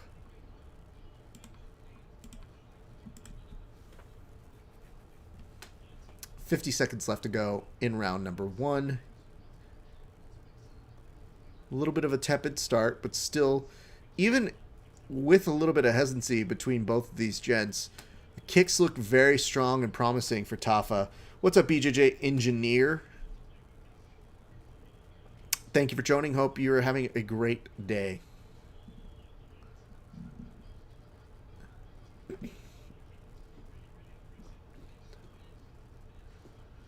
Overhand crack by Felipe. Leg strikes is at a 9-1 advantage for Tafa. And you're seeing a little bit more of an aggressive nature by Felipe with the last 15 seconds. Maybe trying to make up for a little bit of lost time here thus far in. Tafa charging right ahead, though. Almost presenting his head to a silver platter on a plate for him. And we are done. Okay. Round number 1 is finished. I don't know if there's a ton of action. to really go ahead and say that one person is dominating this fight, but we do see a little bit of what we hopefully have to come as we go on. You're welcome to tell me who you think won that round. It's kind of one of those rounds where I almost feel like we should be able to just press pass as judges. But hopefully they're going to get this one right. We'll see. Let me see. Speaking of which, it says Tafa has been staying right at the edge of Felipe's punches and scoring with the leg kick and body kicks, which is true thus far in. Apparently, to ESPN Ringside, Eddie Hearn says the Fury-Joshua deal is done and ready to be signed. So keep an eye out for that one or an ear out for it. What is up, Dave? Glad you're joining us. We are watching UFC on ABC 1. This is the prelim series. We'll be watching the main card in about 40 minutes time. But until then, let's see how the big boys close on out their fight first. Ooh, Tafa's kicks look like no fun. Felipe now finding a better answer. Tafa having to start moving a little bit more evasively when he responds. So it's going to be very interesting to see how he starts to get some of these kicks, because now Felipe can probably pick them apart a little bit easier. As we've already started the second round, we've seen the action pick up way more in a very short amount of time. Christopher James Velez says, some good exchanges. I would agree with you, my friend. Very much so.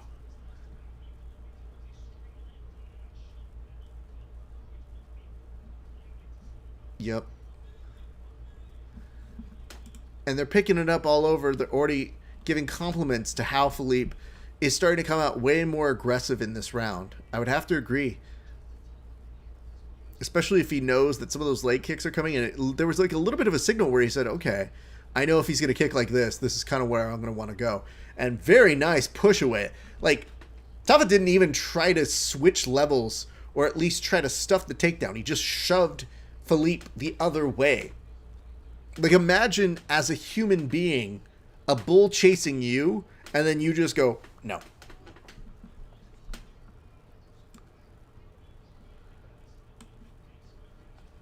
Very strange way. Didn't land that signal leg. No, he did not. But it was still fun to watch him get pushed aside. 3 minutes on my side. And as we mentioned a little bit earlier, the reveal of the decision by Khabib and the implications that'll have for next week's UFC are coming up at noon today. So you don't want to go anywhere. I don't want you to go anywhere. I want you to stick around with us. I want you to have fun with us today. We have a lot of work to do.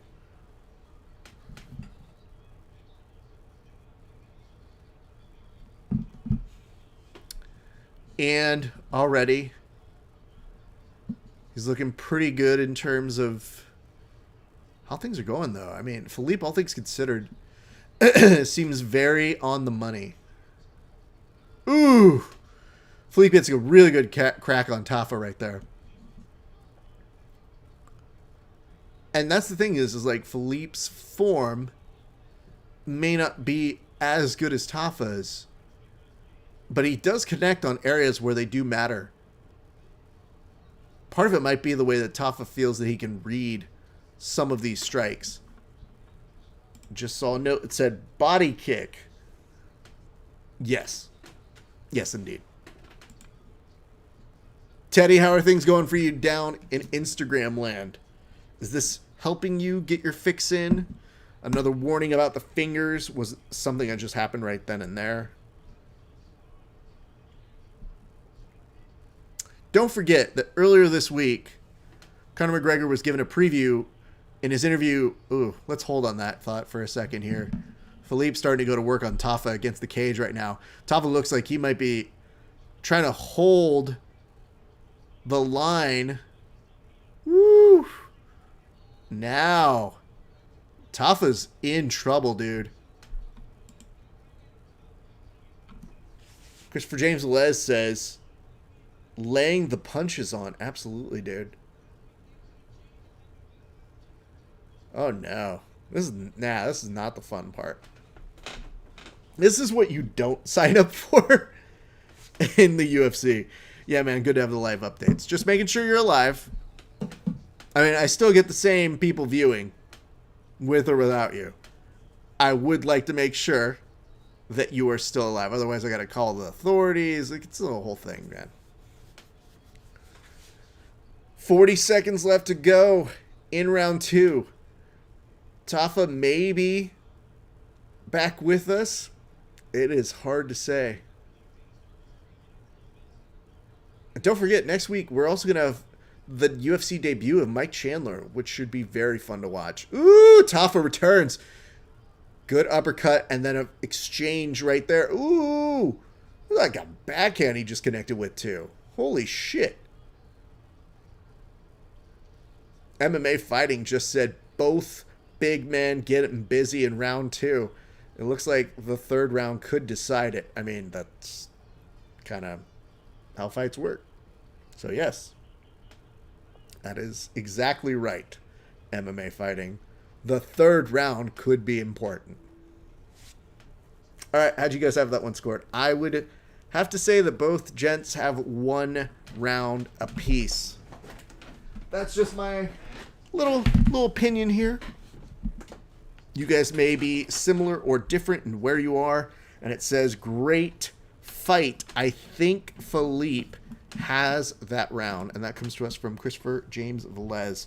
I think we're all on the same page here. Huge implications for this third and final round if they are truly at 1 apiece. Teddy Torque comes in and says, the team with more points at the end of the game wins. Absolutely. That is 100% correct. Unless they're the Patriots. Because then they'll still figure out a way. Because they'll cheat. They'll do something. That's why it's so great this week. When you had Donald Trump, who was going to give the Congressional Merit Award to one. Ooh, look at that, though. Felipe, 25. Yeah, he's definitely ahead. Okay. It was a very strange fight. To one, Bill Belichick. And Bill Belichick's like, yo, I cheat, but like, nah. Even I have standards, dude. Look at this. Some nice respect from both of the gents as we return back over to the fights. Round 3 is where we're at right now. I've got 4:45 on my clock. Hopefully you're about that same point right now. Felipe trying to push ahead. Tafa going straight to the body. Both these guys gauging their distance. Oof. Nice crack there. Left hand by Tafa. I think at this point, maybe you won't see as many kicks by Tafa. Maybe this is going to be the moment. Ooh, there is an underhook here. But instead of clinch work, he lets him go. Back to the center of the octagon we are. A very interesting fight day, guys.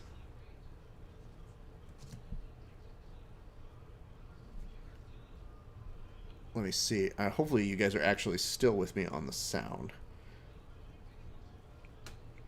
Woo, yikes.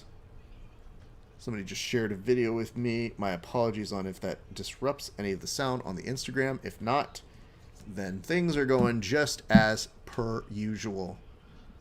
Woo! Tafa. I mean, you know what's interesting is, like, Tafa's, like, at a point where I don't know that he's exhausted, but the fact that he was able to endure all that he did. Is there another strike here over to the eye? Uh-oh. Well, Teddy, in response to the team with the most points wins at the end, maybe.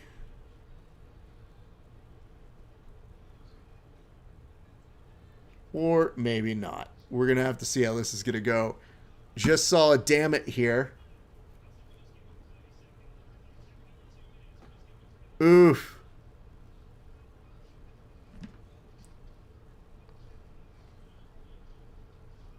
Good crack.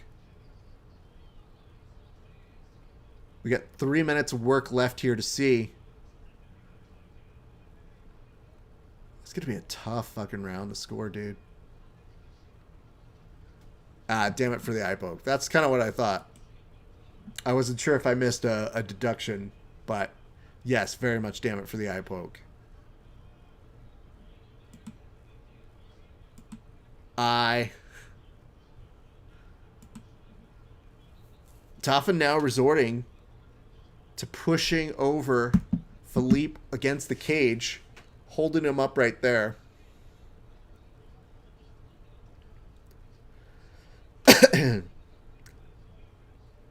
Just a little bit of time left here, guys.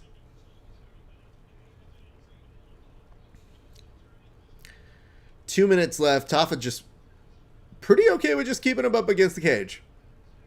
Not too worried there. Actually is underhooked the arm to grab the top part of the post so that he's not grabbing it per se. Ooh, nice foot sweep attempt there by Tafa. Now Felipe, this is where Felipe actually does his best. Tafa charges back out of it, but if Felipe was able to keep him pressed up against those cages, that's exactly where he seems to do the best work. Both these gents trying to show each other their elbows, and for a split second, Tafa does get a weird-ass takedown. Man, that's that takedown that in the wrestling room, everybody goes, I don't know how that worked, but I know that he just literally shoved his whole being into that person. What is up, Joe? Hope you're doing, man. Hey bro, hey to you too. The note here from Adam Wood says, if I were Tafa, I would rip my nail off and throw it directly at Felipe's eye. Ugh, I don't do that. That's terrible. Christopher James Velez says, nice elbow. I would agree.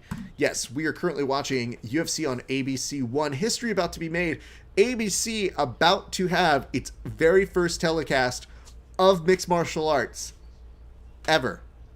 That's incredible, especially given ABC's historic nature with boxing. What is up, Jiu-Jitsu 3174? That doesn't sound like a robot at all.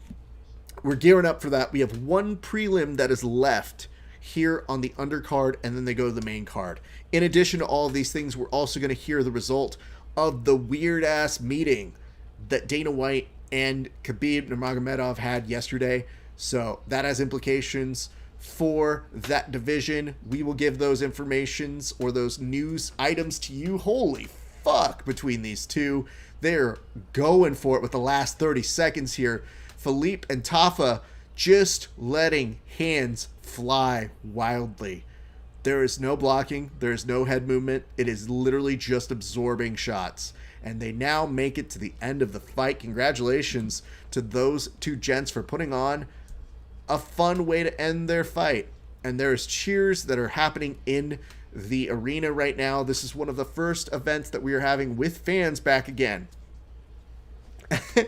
Joseph asks, when are you and Zach fighting on ABC? I like that you try to instigate this. I will tell you this. Me and Zach are negative ratings because we used to do that shit all of the time over at VMAC. I'd love to roll with them. I don't care if people film it. But anytime somebody says the word super match with me, I'm always like, no, don't do that. It's an insult to the word super. But yes, Zach and I will roll very soon. I miss that dumb goon, and it's always a pleasure training with him, as dumb as he may be. And he is quite dumb, so there is that. Super.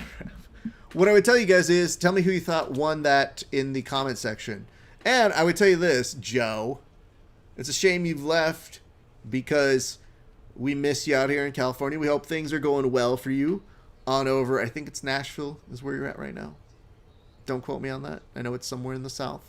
How is training going for you, sir? Are you teaching out there? Are they getting you training out that way? We miss you terribly out here. And I don't even know if I remember jiu-jitsu as well as I should. Like, I mostly have at most like once a week training, and it is rough.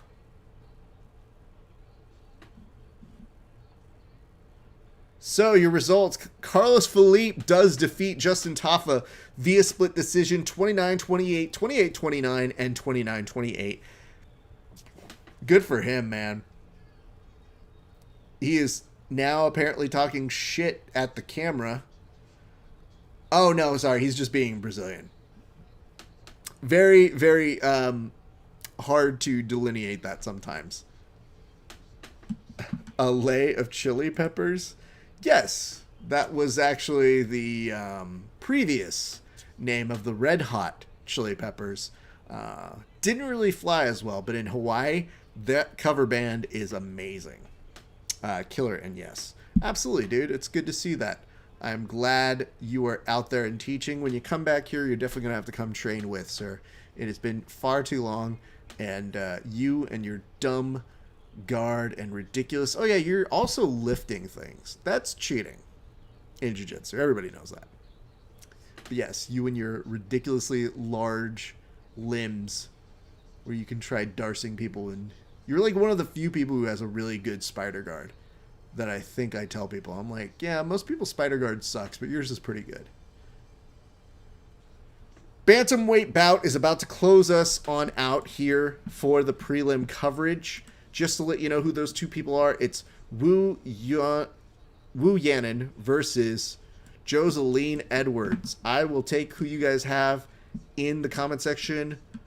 Who you think is going to win that fight? Very excited to see how that all plays out. My friends, my dearest friends. We are having a good time so far. It says, Felipe's a punk. How can Felipe be proud of his win? With the eye. It's a great one. I see here Wu, because Wu-Tang is forever. That logic is actually 100% sound on this show.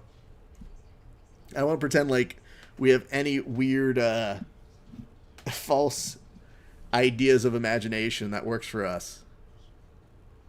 Let me see here. Just responding to a couple notes that we're getting off air. But again, y'all are being so nice to us. Y'all are champions. Y'all beasts for sticking around, hanging out with us. We're having a very solid day thus far on fight coverage. And I hope that you guys are enjoying yourselves. If you don't follow us at Grappling Hour, do yourself a favor. Go find us everywhere. Give us an @follow on all of those different places. We're talking YouTube, Facebook, Instagram, Twitter, Twitch, these other ones, Apple Podcasts, and Spotify. And it says, I feel like Kevin would agree. Maybe. I don't always speak for Kevin, so it's hard to give that one a 100% clearance rate. It says, Mulan versus Pantera. Dimebag, Daryl, and Vinnie Paul would be proud. That's good. That's fair. Let me see. Okay. All right, guys. One last fight before the other fights. I'll take your questions as well, since we got a few minutes to kill. And since I'm looking to make sure we close this thing up long and strong, we're going to be cutting it close on that transition time. I still can't believe they spent 40 minutes doing absolutely nothing on the main broadcast. They lose one fight, and then they go, oh, well. Kevin and I were laughing because earlier this week, they had put on, there were supposed to be like 14, 15 fights that were ascribed to this one. I said, that doesn't seem right. That seems actually ridiculous. And then all of a sudden, I think some of those fights, one got canceled because of a leg injury, which, what the fuck is that? But I think a couple of them probably got shifted over to the other UFC card. Whole thing's fucking weird. I skipped watching that nonsense at the beginning. That's a smart choice. Yeah, that's why when we get messages, they go, are you guys starting? I'm like, I'm not starting till they start this bullshit. Because if they still expect us to watch those things, no. It's on in the background. I'm eating. I'm doing something. Because these are marathons, dude. When you start doing these things again, you don't get a ton of time to be off camera. This thing is essentially me on camera for 5 hours at a time, with maybe a 10-minute break in between the two. On this, It's going to be a very short break. So that's why I'm looking at that turnaround and being like, okay. Well, that's nice on y'all's part, but cool. Cool. Oh, no. Cancel. Let's keep that rolling. What is up, Derek? Hope you're doing well, bud. It has been too long since we have seen you mucking up our broadcasts and whatnot. We miss you, pal. What competitions do you got coming up next? When do we look out for you? Yannon and Edwards about to make their way out in just a second. Actually, just kidding. They're already in the cage. We're going to go straight to the action just in about 30 seconds. Who do you guys got? I already heard Wu-Tang. I also heard somebody else sent me a note that I think y'all are going to see a little bit later. I got one for Edwards. Okay.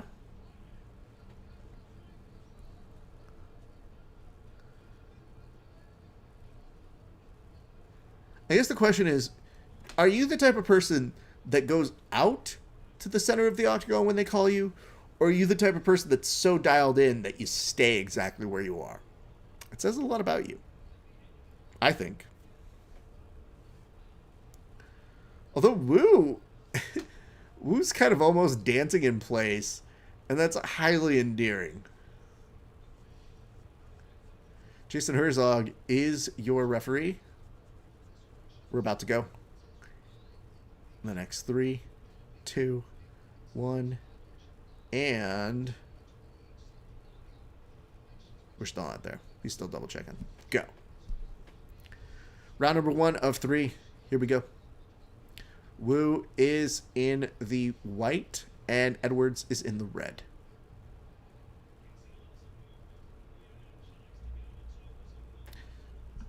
It says Pantera is from Panama too. Eddie Van Halen is probably pulling for Edwards as well. Absolutely. Panama is one of those fucking money ass songs though.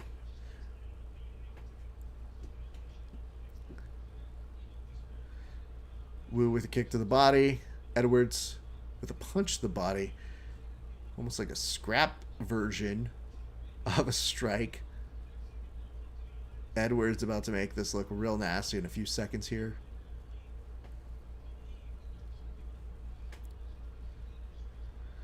Wu's got double unders. Almost is able to get a trip. Yes, she does. Why do they say white when it is clearly gray? Thank you. It is like a gray, weird ass, sometimes almost silverish looking thing.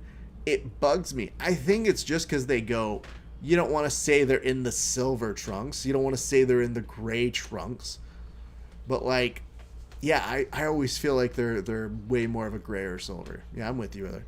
Look at this. Teddy Torque came over here. It says, now I'm over here where the sound is much better over here. Well, okay, Teddy. Listen, you know, you're probably right. It is very difficult to make these things sound well, by the way, because I think the sound is supposed to be coming from here, and it's not as good as my microphone. So either way, pleasure to have you. Give us a like and a follow on the Twitch while you're there. We're in on an armbar here by Edwards. Ooh, she has a lot of time to work here. This is not over by any stretch of the imagination. Christopher James Velez says, armbar attempt? Absolutely. And it could be really legit here. I would try a sweep underneath that leg right now if I were her. Sweep with the leg and pump the legs. But I think she doesn't want to lose the position of the arm. So she's probably being very, very, very hunkered tight into that. The only thing that's happening is if she allows Wu's knee to come towards where her head is, it's like an extra ability to pull out. It's like a reinforcement. Edwards still in on it. This is tough. And it says, is it concerning? Is that Master Vic cornering Wu? It might be.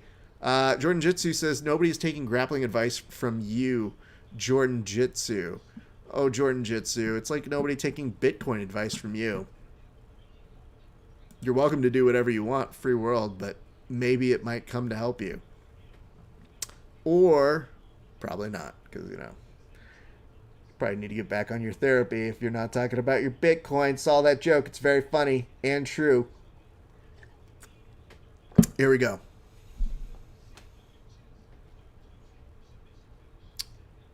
I mean, listen, she's got a minute 30 to work here still, and there's been very little escape out of this.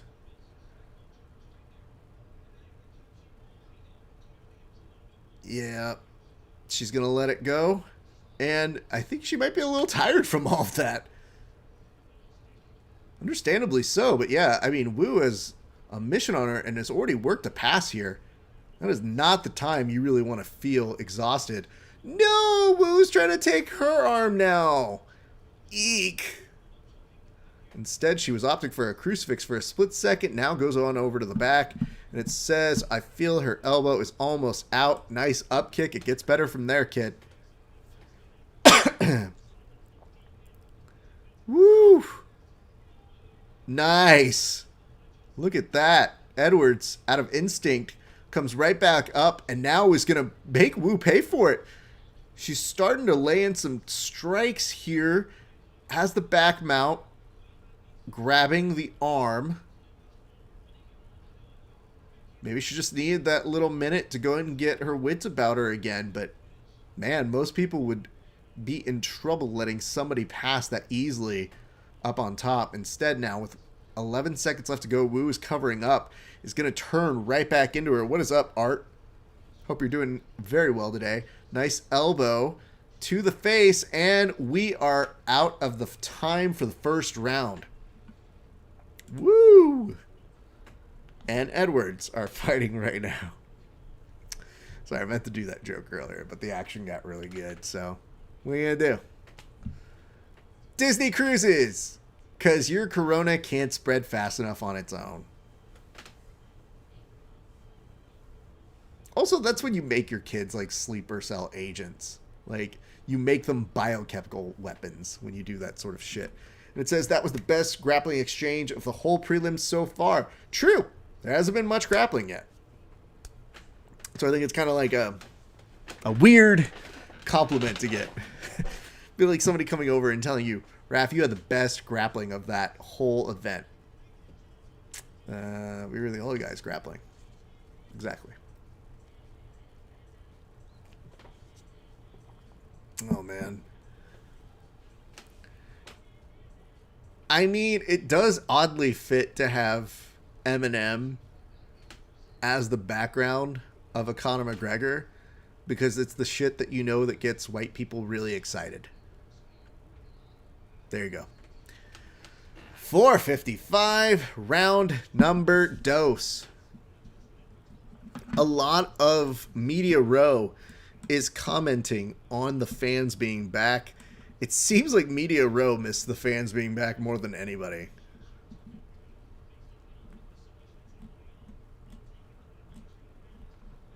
All right. Here we go. Cavanioli says that he believes Edwards has a 10-9 round, as does Scott Fantana.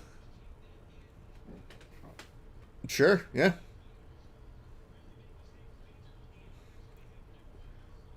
Wu's getting a few of these strikes over to the chin. We'll have to see. I mean, her key to success was probably that takedown region. If she can get those double unders, I think she has a pretty good sense of where to go with Edwards. But I think Edwards wants to make this a striking match as much as possible. Double underhooks. Step one. Elbow. Gets the underhook back again. Wish I could. That's cool. Edwards pushes her off, and she decides to go with that momentum. And I see a note here. It says, why not Biggie? Because he is the Notorious. Yes, he is. Also, probably more expensive. And it says Edwards won that last round. Yes. Yeah, Edwards looking real strong on some of these exchanges thus far in. Wu tries to keep her to the side with the side kick. Double unders. Yep. Ooh, wow. Going into the momentum, Edwards actually finds her way inside of Wu's guard. What is up, Valencia BJJ? Hope you're having a great day. We're watching UFC on ABC #1. Ooh, Edwards could get a stoppage here because Wu's just in a weird predicament. She's having a hard time getting up. Ugh, but still manages to find both unders again. Holy fuck. Like, that's just impressive from a grappling perspective. If you guys ever do the pummeling exercise, you know that shit can be really bad. Like, if you have somebody who continuously gets that on you, it is not pleasant. I just saw a note here that says good reversal. I would agree with that.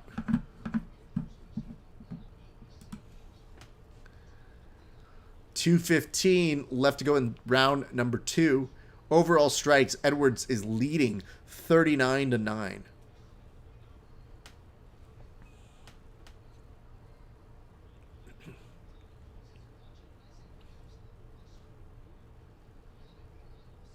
The fuck's happening to my screen? Anybody else's screen go black?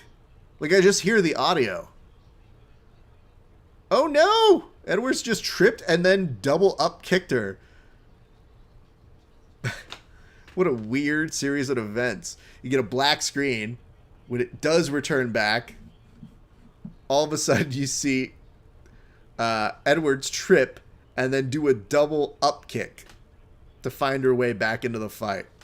You can't write these things sometimes, people. You cannot.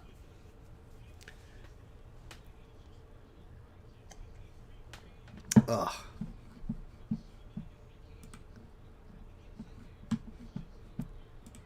Just to remind you guys, when we resume our broadcast again near the top of the hour, we are going to have our good friend Senor Dan Hubler joining us at the top of the hour. So you don't want to go anywhere. You want to make sure you're around for that. So just to remind you guys, if you love Dan, and we know you do because he's good people, you're going to want to come through on that one.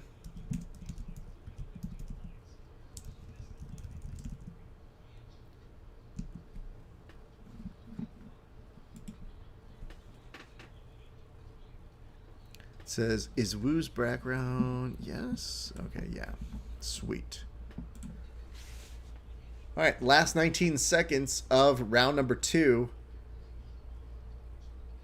I mean, Edwards is looking real good right now. I still feel Wu's big. Ooh! Edwards connecting so much here that, yeah, that belt is going to be very, very beneficial to one Wu. Woo! I would assume those are 2 rounds for Edwards. That's just the assumption I'm making here, people. It says, is Wu's background in wrestling? I think so. I don't know enough about her entire background, but we can take a quick look. And yes, she has previously competed for Chinese Kung Fu Championships and WLF Interesting.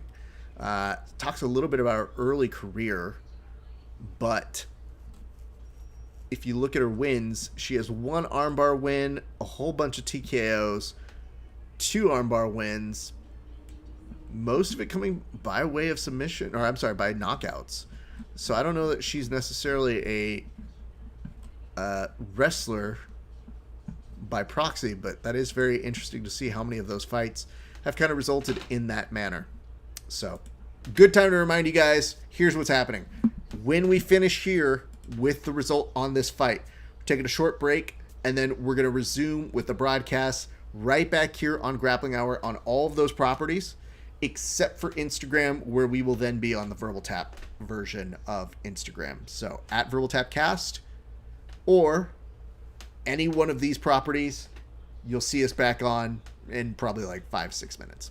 Just take a short little intermission, and then we resume back to it. Nice spinning back kick by Edwards. Wu having no time for this shit.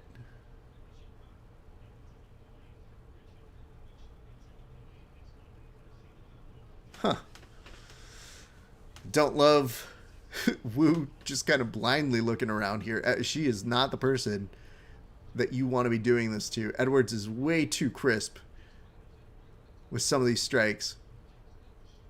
And really, this has to be Wu's round. She needs to really impress upon the judges if she has any chance of winning this fight right now. Well, I'm sorry, she needs to get a finish. My apologies. Because she would not really have enough for the judges to give her that rate.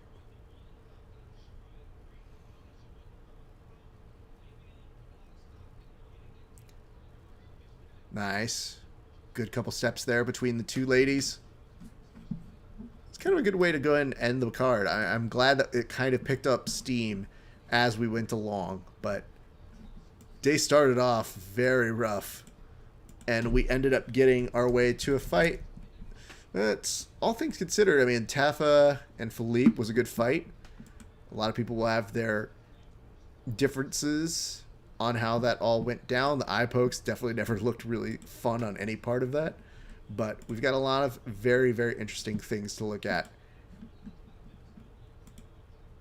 Woo! Last 3 minutes here, people. Oof.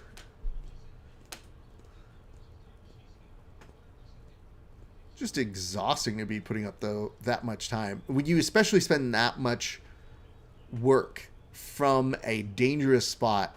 It's like doing an ABI overtime round and then being told, hey, guess what? You got to keep fighting.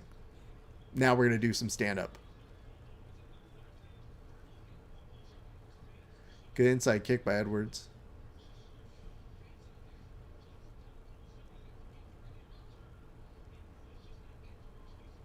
I mean, Wu is still very light on her feet. I have to give her that, so that is good. I am surprised she probably doesn't want to rush in, try to get those double unders continuously. Because that does seem to be what she's had the most success with all the way through. However, I think the perhaps getting reversed in that last round might be still a little problematic for her.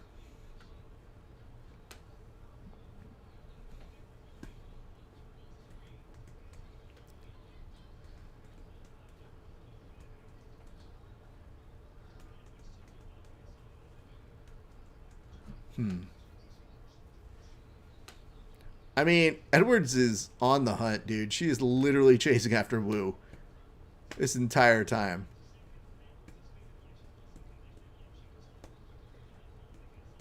It is interesting that we are seeing more of a glance of like what the UFC will be like post Joe Rogan years, because you would think for a big event like this they would consider flying him out, but Joe's so happy not doing that sort of shit anymore.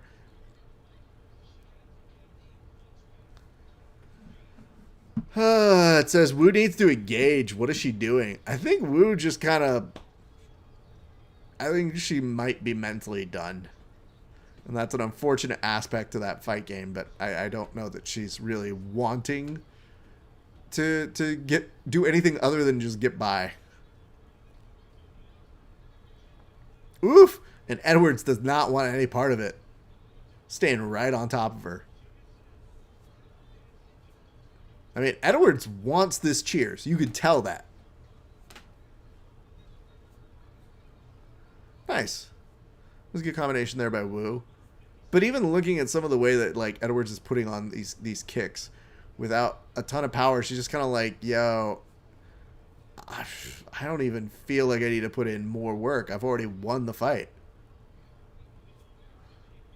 Nice takedown there, though.